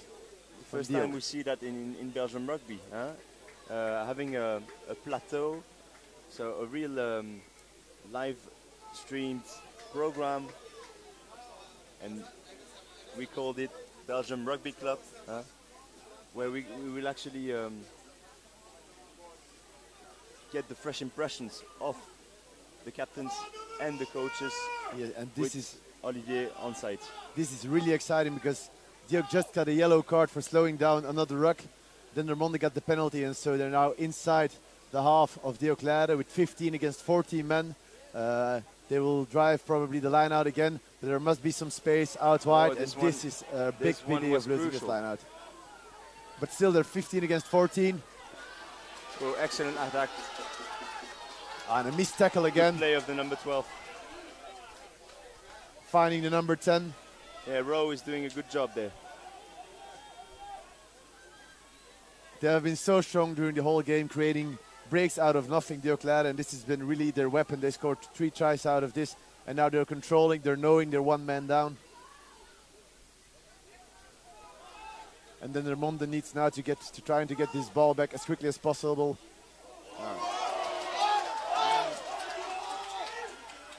I'm not sure it was forward, but let's see. Yeah, the field referee says it's forward. Yeah, very late call. I think they were sure. It's always hard, eh?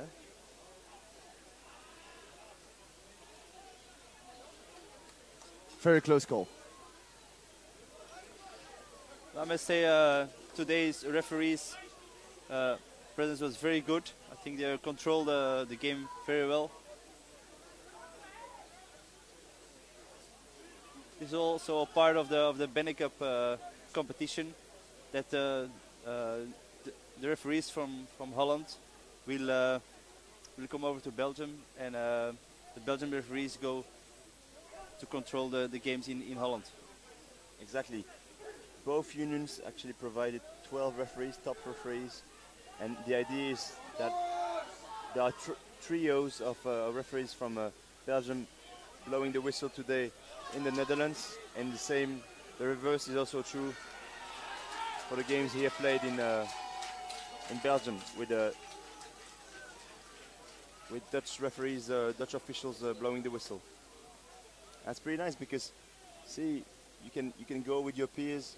You take your car, you hit the road, you experience rugby in another country, and I think it does remind us that the importance of our officials, all the work they're doing. The referees or the commissioners that are on board and that really make this possible. I would underline they are crucial in all those kind of projects.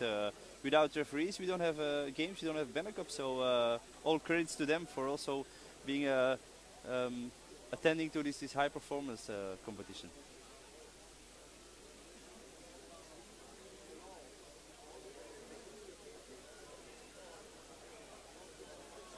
Okay, for those who joined us last minute, we're living the very last moments of this game. It's 28 for Dendermonde, 30 for Diok. Fascinating games. We saw 8 tries. Maybe the last scrum for Dendermonde. It's now or never. I won't sing it this time. We're feeling that we're really in the last moments of this game with a scrum for Dendermonde, who is trailing by 2 points. So a penalty would suffice to win the game. Will be a very big scrum, and then we'll see what happens. Diok is still with 14 men, and they will end probably the game with 14 men.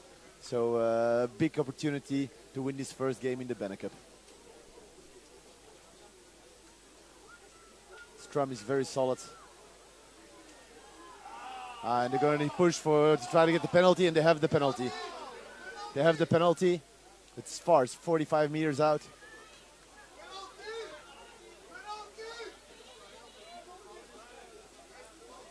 Build it up, be patient. Well, he's alone there. I'm not sure it was the right choice. But he manages to keep it. Keep the ball, don't try to. They're in the 40. They only need 3 points. And they're going back to the penalty.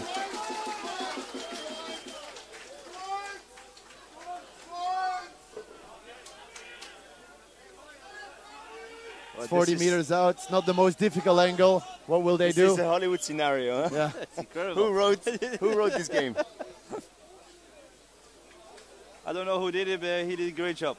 They're going to go for points. You have to take it.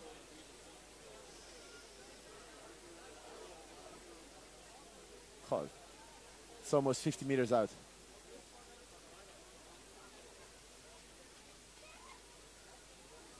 Going to go for touch.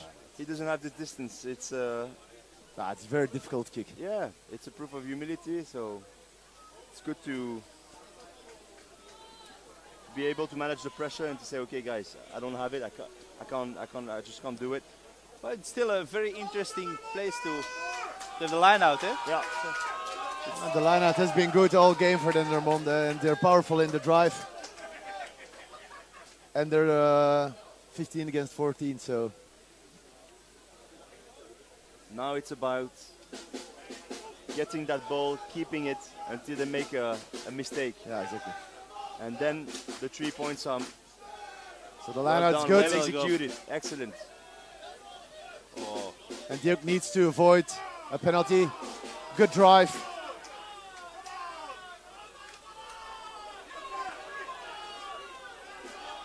Ah, it's a very good drive. They get And the a penalty. penalty. They have a penalty.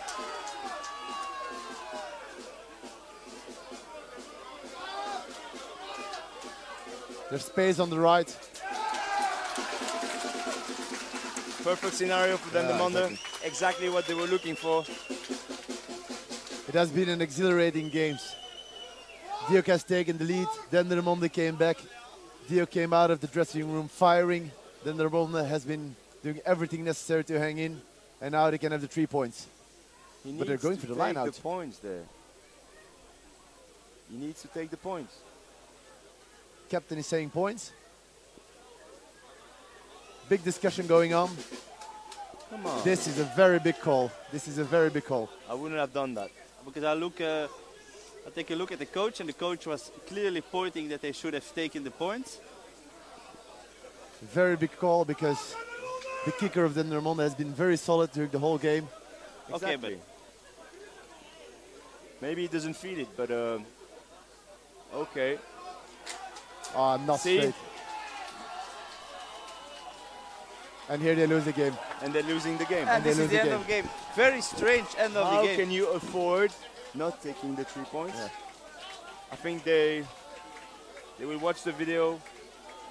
It's a big surprise. They on could have gone Tuesday for the next week post, and but we don't know. they realize how close it was. Anyway, Nicolas, Olivier, I think we had an absolutely great game. We've seen a lot of tries.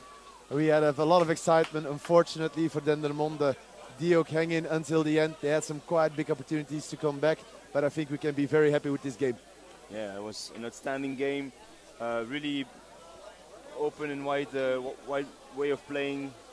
Nice skills on both sides. Good physical contest. I mean, any kind of rugby amateur enjoyed himself, I think, today. Exactly.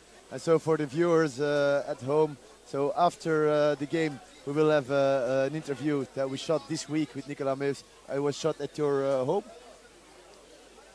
I think, the interview. And then afterwards we go to the live show where we will have some interview with the captains and the coaches.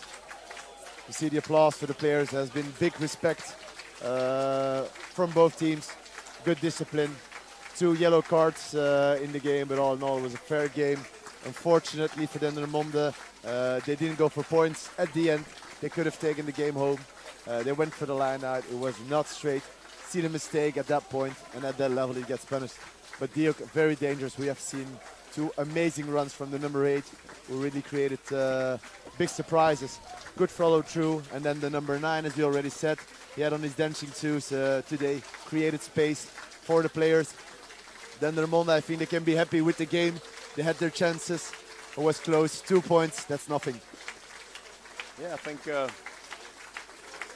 you always have to look at the backbone of the team. Number 2, number 8, number 9 and 10, and number 15 were reliable today. They made a real standing game. Unfortunately, because I think of a wrong choice at the end of the game, they don't get the victory, they don't get the win. But this means in sports, sometimes you win, always you learn. Okay, and we're going to close off the commentary here. We're having a break now, and then we go to the interviews and the live shows. Thank you.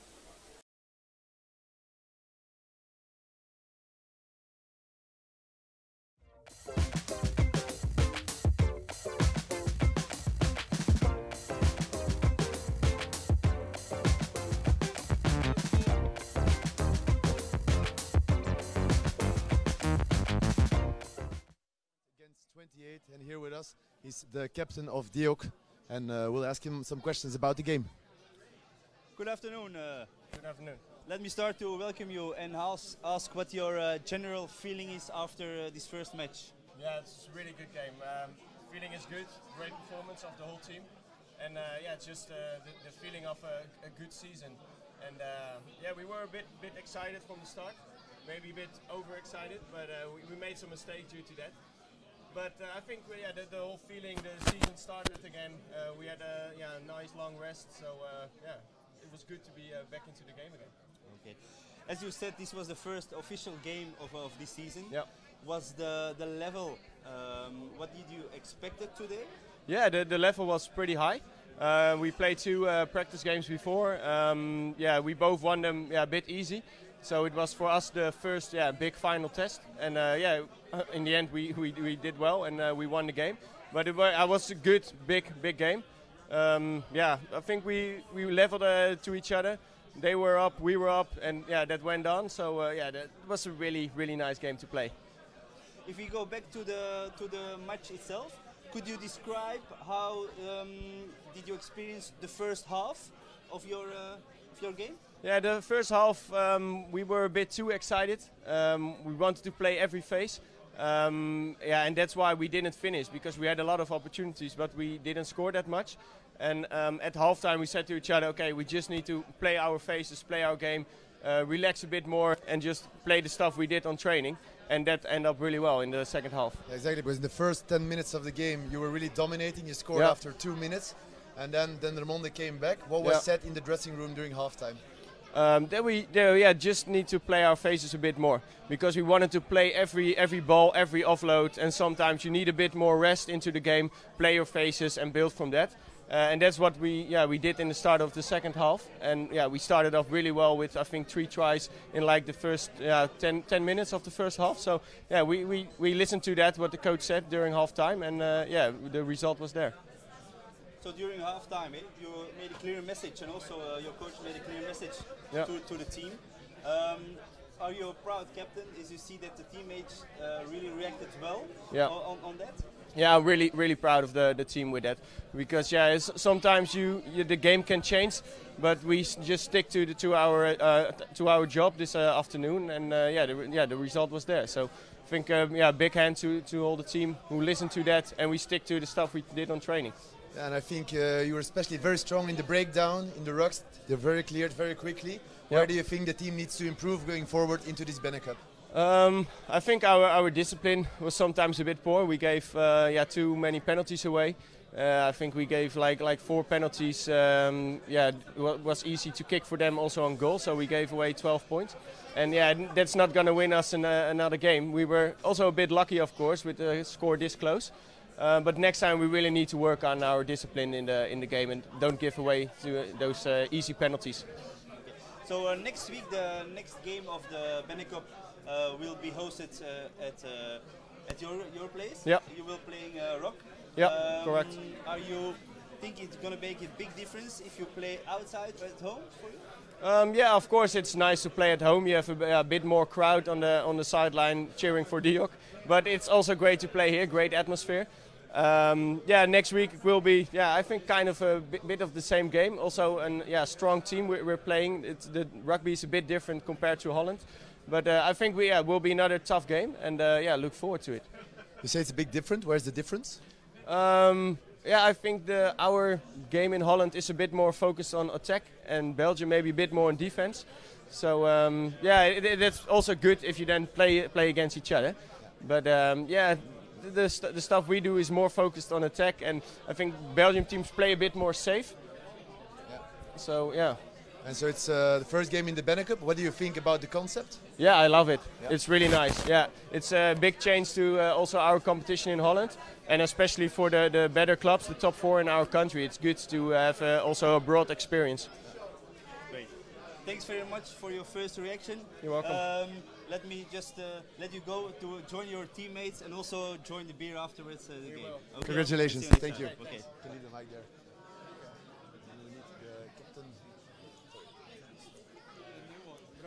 Bedankt.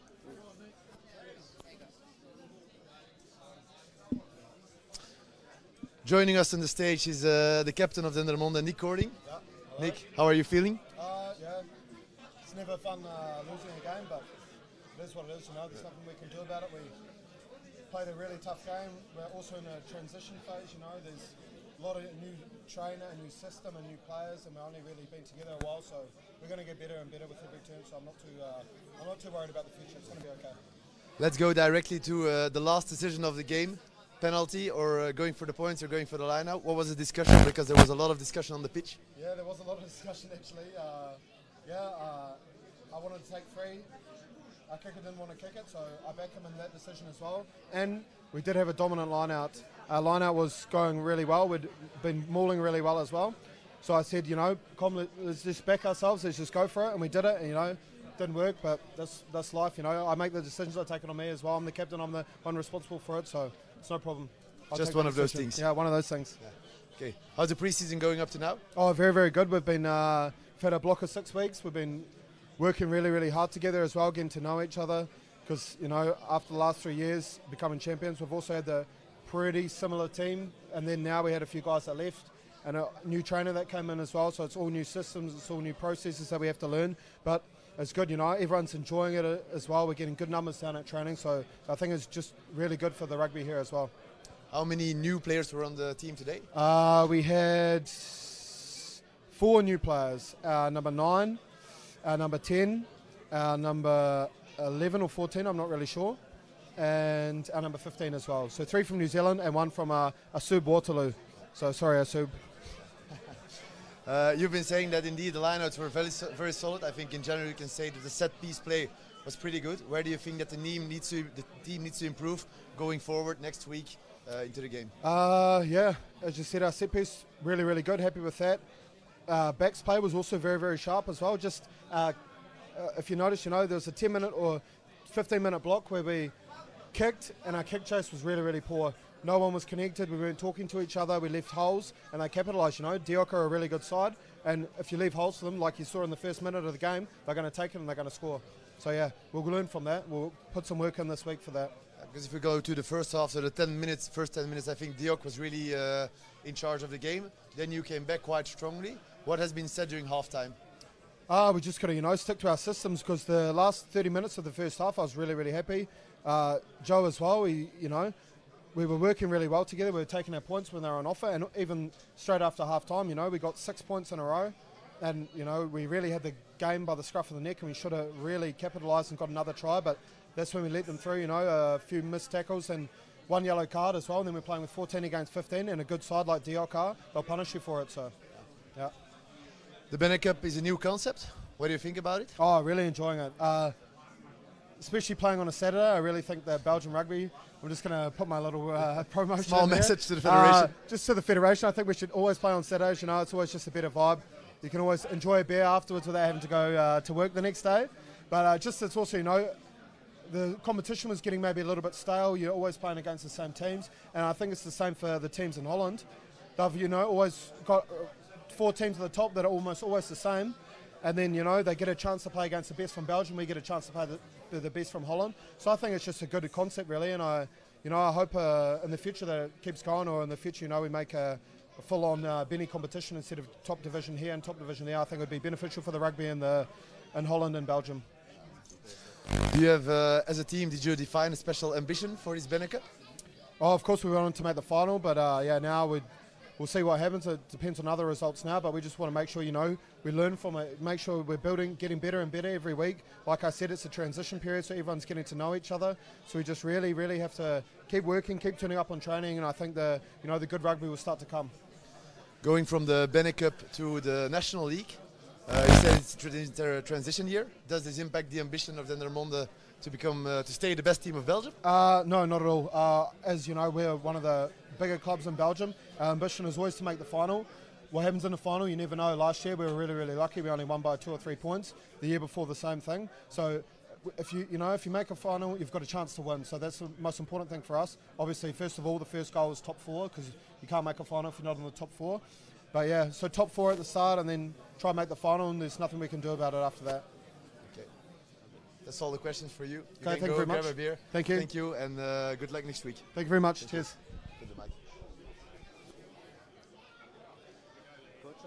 So we heard the both captains of both teams saying their opinion about the game. I think Dendermonde captain not too disappointed during the transition year. They're having a new team while we're having the coach of Diok joining us. So as I said, the captain of Dendermonde not too disappointed. A transition year, they're working on it. And then the decision of at the end of the match, which was a decision of the 10 backed by the captain, which is always good to see that the captain backs his players. Thanks for that. At this moment, the coach of Diok joined us. Thanks for joining us. No problem. Just a first impression. Are you satisfied with your team performance today? Yeah, I'm very happy considering it was a close game and it went right through to the wire. So we've got lots to work on, but I'm happy with the score, yes, absolutely. Yeah. Do you feel that the international character of this competition stimulates your players to perform better? I think absolutely. It also gives them an opportunity to play at a much higher level. It gives great exposure to rugby, both to Belgium and in the Netherlands. And it's a great competition. Absolutely. Okay. Even though this was just the first game, but can you say what the ambitions are of Diok within this BeNeCup competition? It's a new competition for everybody, yeah. And we would obviously like to go as far as we can. It's also, we're trying to lift the image of our club, so competitions like this will only help us grow. And you had a good start, I would say. Yeah, we had a very good. Do you mean the game, or? You had a good start in the game. And yes, you had a good right. start Yeah, in the competition. We had a good start in the game. After the first 10 minutes, we were playing very well. Rugby, sometimes we struggled with our set piece. Our line-outs today didn't function, and it's difficult to win a rugby match without a functioning line-out. So the boys hung in there. They showed a lot of courage, a lot of character. And we watched the game together, and so in the first 10 minutes, we thought that you were really dominating, and then Dendermonde was coming back into the game. What has been said in the dressing room to change the mindset? I told the boys at halftime that we need to basically increase the tempo individually. We had one or two guys that were really flying high. The rest needed to get up to their level, yeah. And we needed to stick to our structure. And they did that, and we hung in there to win. Yeah. Do you think at the end it was 28-30, a very close game? Do you think the score was a good reflection of the game itself?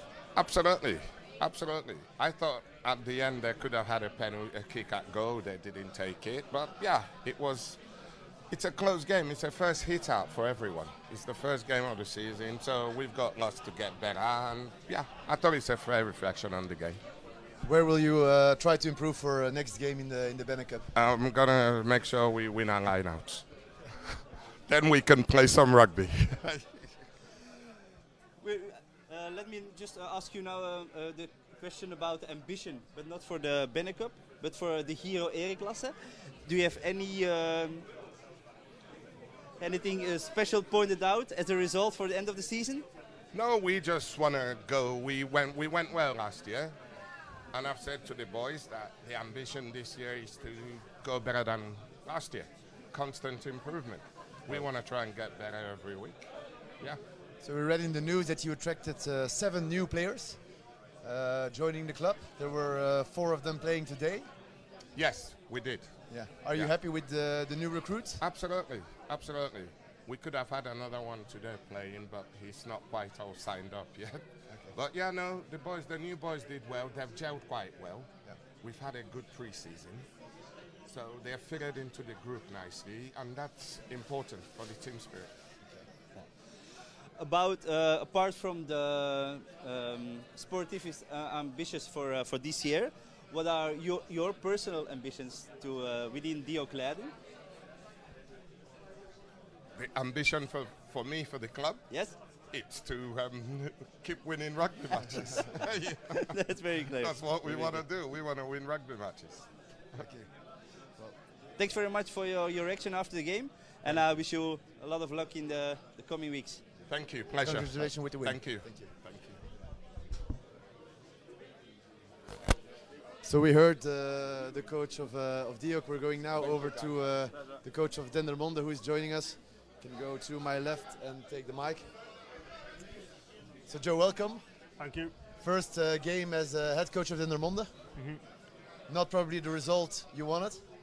No, it was a tough game of rugby. I mean, we took it to them up front. We were very dominant in our set piece, and at half time we were in a dominant position. We scored 6 points just after half time, and then we made a couple of mistakes, and fair play to Diok, they capitalised and scored a couple of quick fire tries, and we just left ourselves a little bit too much at the end to do. Yeah. Let's go straight into the last decision of the game. Points or line out? Whatever decision my players make on the pitch, I'll back it. And if they thought it was the right decision to do the line out and they were confident in the call, then I'm happy that he made that decision. Again, looking back, we probably made the wrong one, but at the same time, whatever my players decide to do, I will back the call 100%. I teach my players to, whatever decision we make, we've got to go with it 100%. And unfortunately, we came up on the wrong side today. Yeah. In the first half, the first 10 minutes, I thought that Diok was dominating the game, and then the next minutes, Dendermonde was fighting back into the game, and then we come to halftime. What has been said during halftime? We said at halftime, let's slow the game down a little bit. Diok played quite a quick game and played wide early. We said, let's slow the game down. We'll stick to what we're good at. We're good at line-out drives. Our scrum was very good. We were 100% from our scrum. And let's do the basics really well and play in the right areas of the field. Play a little bit tighter if we need to, and try and squeeze and score the next points in the second half. And we did. We scored the next points, but yeah, exactly. Then you come out. You have 2 penalties. Yeah, we were 11 points clear. Comfortable lead. 30 minutes to play, and fair play to Diok. I thought a couple of their players had some outstanding individual performances. I thought their number 8 had a fantastic game. He carried the ball very hard. Their scrum half as well. He's a little fighter, he is, and he had a very good game. We've been calling him the dancer during the whole game. Yeah. He needs a haircut though.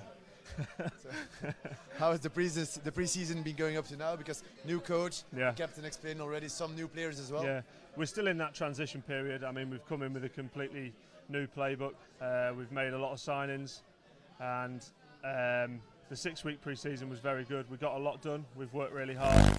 We had a tough pre-season game away at Troy where we took a development side up, and we learnt a lot from our performance there. And again today, we need to take this as a lesson. Mona, our fly-half, said at the end, this isn't a loss, this is a lesson. And as long as we learn from our mistakes and make sure we put things right in the next game, it has to be seen as a positive. Talking about the next game, where will you focus on, or where will you try to improve? Umumanu is a completely different side to Diok. We've done a little bit of homework on them already. We'll stick with a similar sort of game plan, I assume. We were dominant up front, so there's no need to change that. There's a few things we need to fix out wide in them areas. Our kick chase needs a little bit of work on our discipline as well. We gave away too many penalties today. But if we stick to our systems and stick to the way we attack today, I think we'll have a great chance against Umumanu. Do you know how they got on today? Did they win? We don't know yet. I don't know it. Yeah. Okay. We'll check right after. Talking about the BeNeCup. Yeah. What's your opinion about this new competition? I think it's a fantastic competition. It's a great chance for the top teams in Holland and top teams in Belgium to use the best side in the 2 nations. Today it's a fantastic game of rugby for the neutral to watch. Yeah, exactly. 2 teams playing completely opposite styles of rugby, and for me, only positive things can come from the BeNeCup. We all know that Dendermonde is a very ambitious club. Can you describe what your task will be in the bigger plan of this club? So, like you say, Dendermonde is a club with a lot of ambition. Their junior program, there's a lot of good junior players, boys and girls. Volunteer coaches also. This is the main thing that we need to work on, I think, is our youth volunteer coaches, just to make sure that we're learning. And all of our coaches are progressing, and then when them players come to under 16s, under 18s, the transition from junior rugby to adult rugby can be as smooth as possible. Okay. We have a big seniors program, again, boys and girls, and we've just got to push on and try and be the best we can be. Maybe a final question. Do we see Dendermonde again at the number 1 at the end of the season? That's the plan. That's the plan. That's the plan. Okay. Thank you very Thank much. you. Thank you for your time. Good luck next week. Cheers, mate. Put the mic there. So we heard the coach of Dendermonde. Unfortunately, not the result he wanted, but happy coach. A transition year, as he explained, where they're working on their game plan. And now we're moving. Joining us is the president of Diok. You can go on my left side.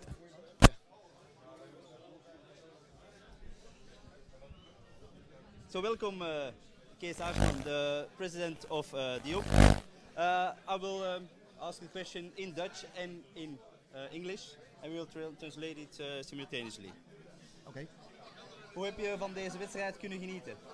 Nou, de ambiance bij rugbyclub Dendermonde is fantastisch.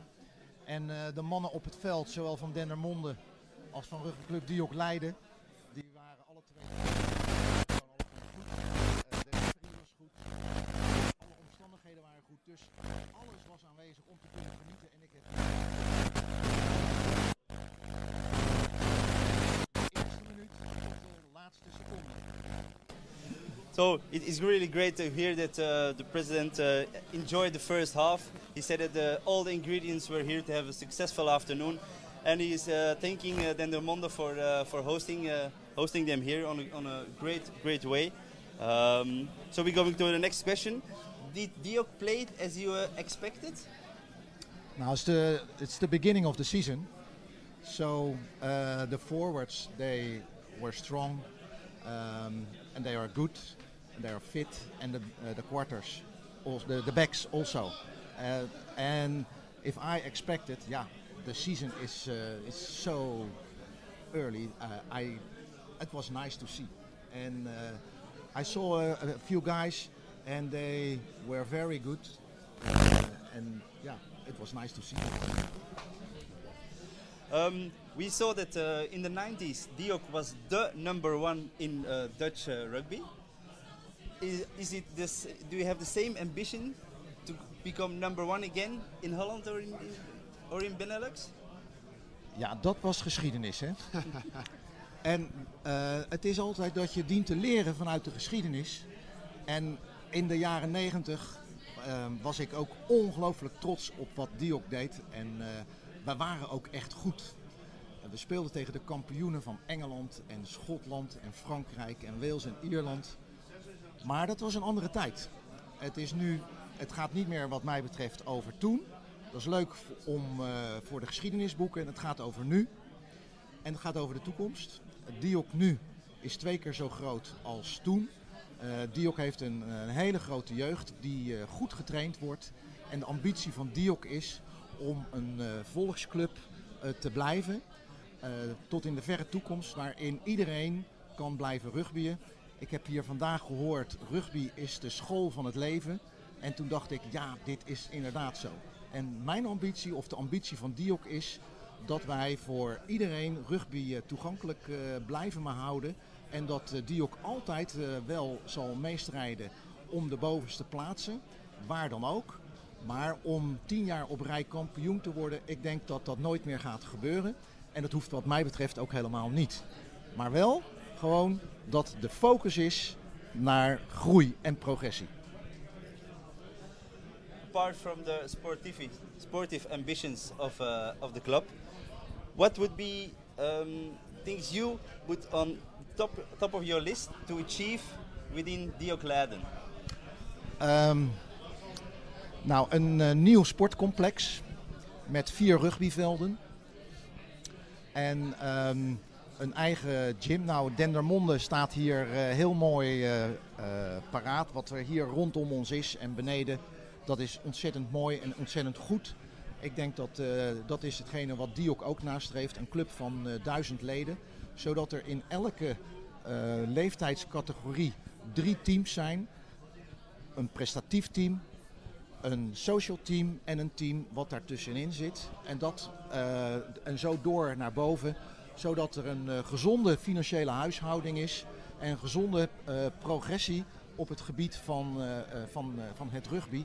En groei daarvan. En daarmee voor alle stakeholders die rondom Leiden zijn, dat die daar gewoon heel trots op is. just to mention to the viewers, in the meantime, the president of Dendermonde joined us as well on the screen. Peter, hoe is het jongens? Ja, fijn dat je er ook bent vandaag. So we'll continue with a couple of questions before we switch. Yes, can I ask you the last question? Nou, dat geeft helemaal niet hoor. Blijf erbij staan, Peter. What is your absolute rugby dream that you would like to experience in the coming years? Will you really hear it? I really want to hear it. Nou, the 7 nations and the Netherlands as 7 team. And then who will you take out for Belgium?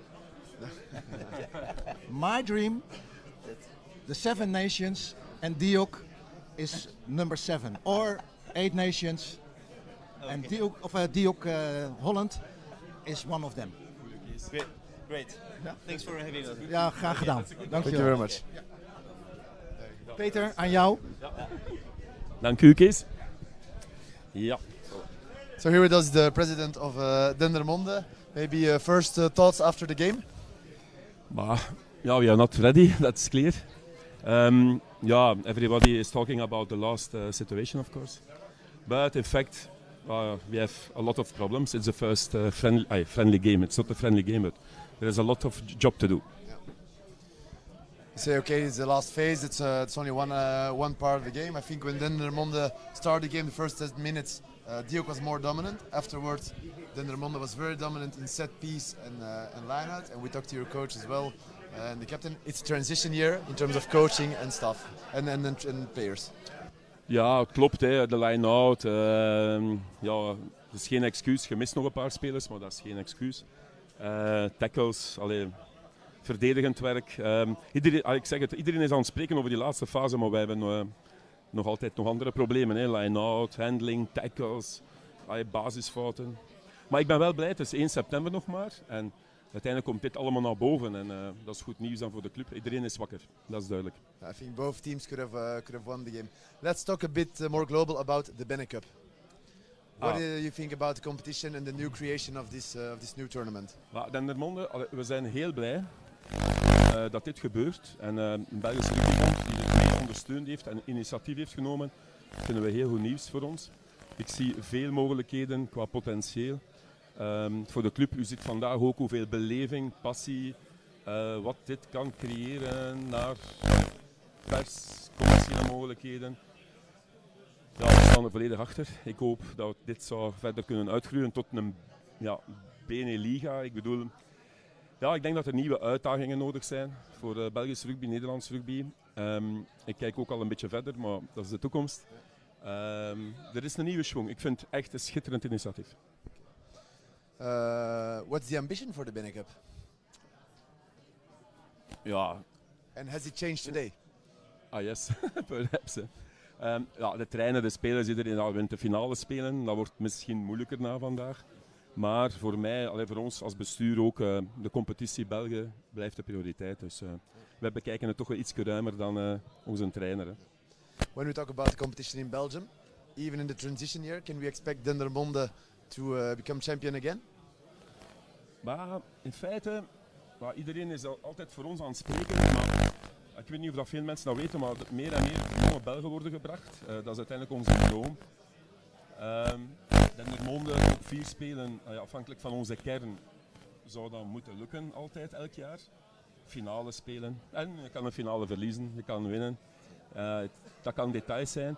We willen nooit de druk op de club leggen, want soms wordt dat gedacht. Wij moeten elk jaar kampioen spelen. Ja, als dat kan wel, maar we moeten niet. Belangrijk is die jeugd brengen. Meer en meer, onze jeugdspelers na 15 jaar komen er stap per stap jongens in de ploeg. En onze ultieme droom is dat we spelen met de mensen van België, van Vlaanderen. Gekoppeld wel, onze eerste ploeg is een locomotief, een motor om gans de ketting op alle vlakken, commercieel, opleiding, uw betere jonge gasten willen wel in die eerste ploeg geraken. Ja, het is een begin van het verhaal. Dus ambitie, finale spelen. This is your second year as the president. Ja. What can we expect, or what can your club expect from you, and what do you want to bring in this second year? Ja, ik heb nog veel ideeën, maar we moeten ze stap per stap brengen. Ik ben blij ik heb 3 assen wij als bestuur. Accommodatie, medische begeleiding, jeugdopleiding. Dat de club veel meer te bieden heeft. Buiten het financiële dat in de rugby verder zal evolueren misschien, maar dat je meer te bieden hebt als club dan alleen maar geld. Die 3 pijlers, die beginnen stilletjes aan, ook de jeugdopleiding met Leicester Tigers. Ja, dat ganse verhaal klopt qua opleidingscentrum uiteindelijk. En titels kopen, in het verleden zijn in andere landen, of misschien ook in België, een titel kopen is gemakkelijk, maar dat doen we niet. Dus dat willen we zeker niet doen. Dus onze strategie van de laatste jaren wordt verder gezet. En dan gaan we wel nog een beetje peper en zout bij toevoegen, maar dat zien we dan wel, om de 2 jaar. Another question. There's a quote in Dendermonde. It's part of a bigger team. Can you explain what this means for Dendermonde?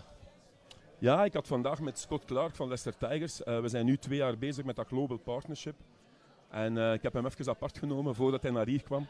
Ik zeg, wat zijn de volgende stappen dat we kunnen verwachten? En ik bedoel, een bigger team.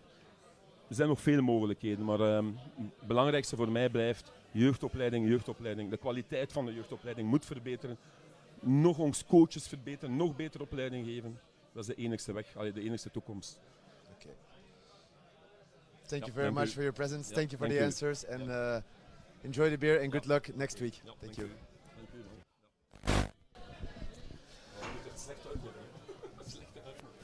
So Olivier, that was all of them. We had the presidents, we had the coaches, we had the captains, we had the first game of the BeNeCup. I think it was a real success. We saw a lot of tries. Do you have some final impressions that you want to share? I think it was a great experience due to the first day, the first game that we did a live broadcast. Everybody enjoyed it, the teams enjoyed it, the spectators enjoyed it. I think it's a great start for the coming weeks.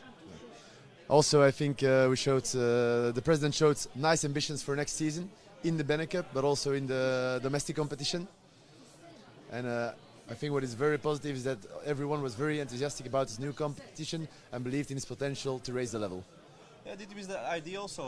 That's why we had a support from the clubs in advance. You can see it pays off because it is becoming also their competition, and only then you can succeed. And it's great that you feel the enthusiasm with everybody, not only the players but also the coaches and the president. So I think we're off for a very nice future within this BeNeCup or BeNeLeague concept. I think we said everything that needed to be said today. I think we can close here. So don't forget, next week there will be 4 more games again. You can watch the game again on the Facebook channel or on YouTube from the Belgian Rugby Federation. And then we'll see you hopefully next week for another good weekend in the BeNeCup. Thank you very much for joining the game. Thank you.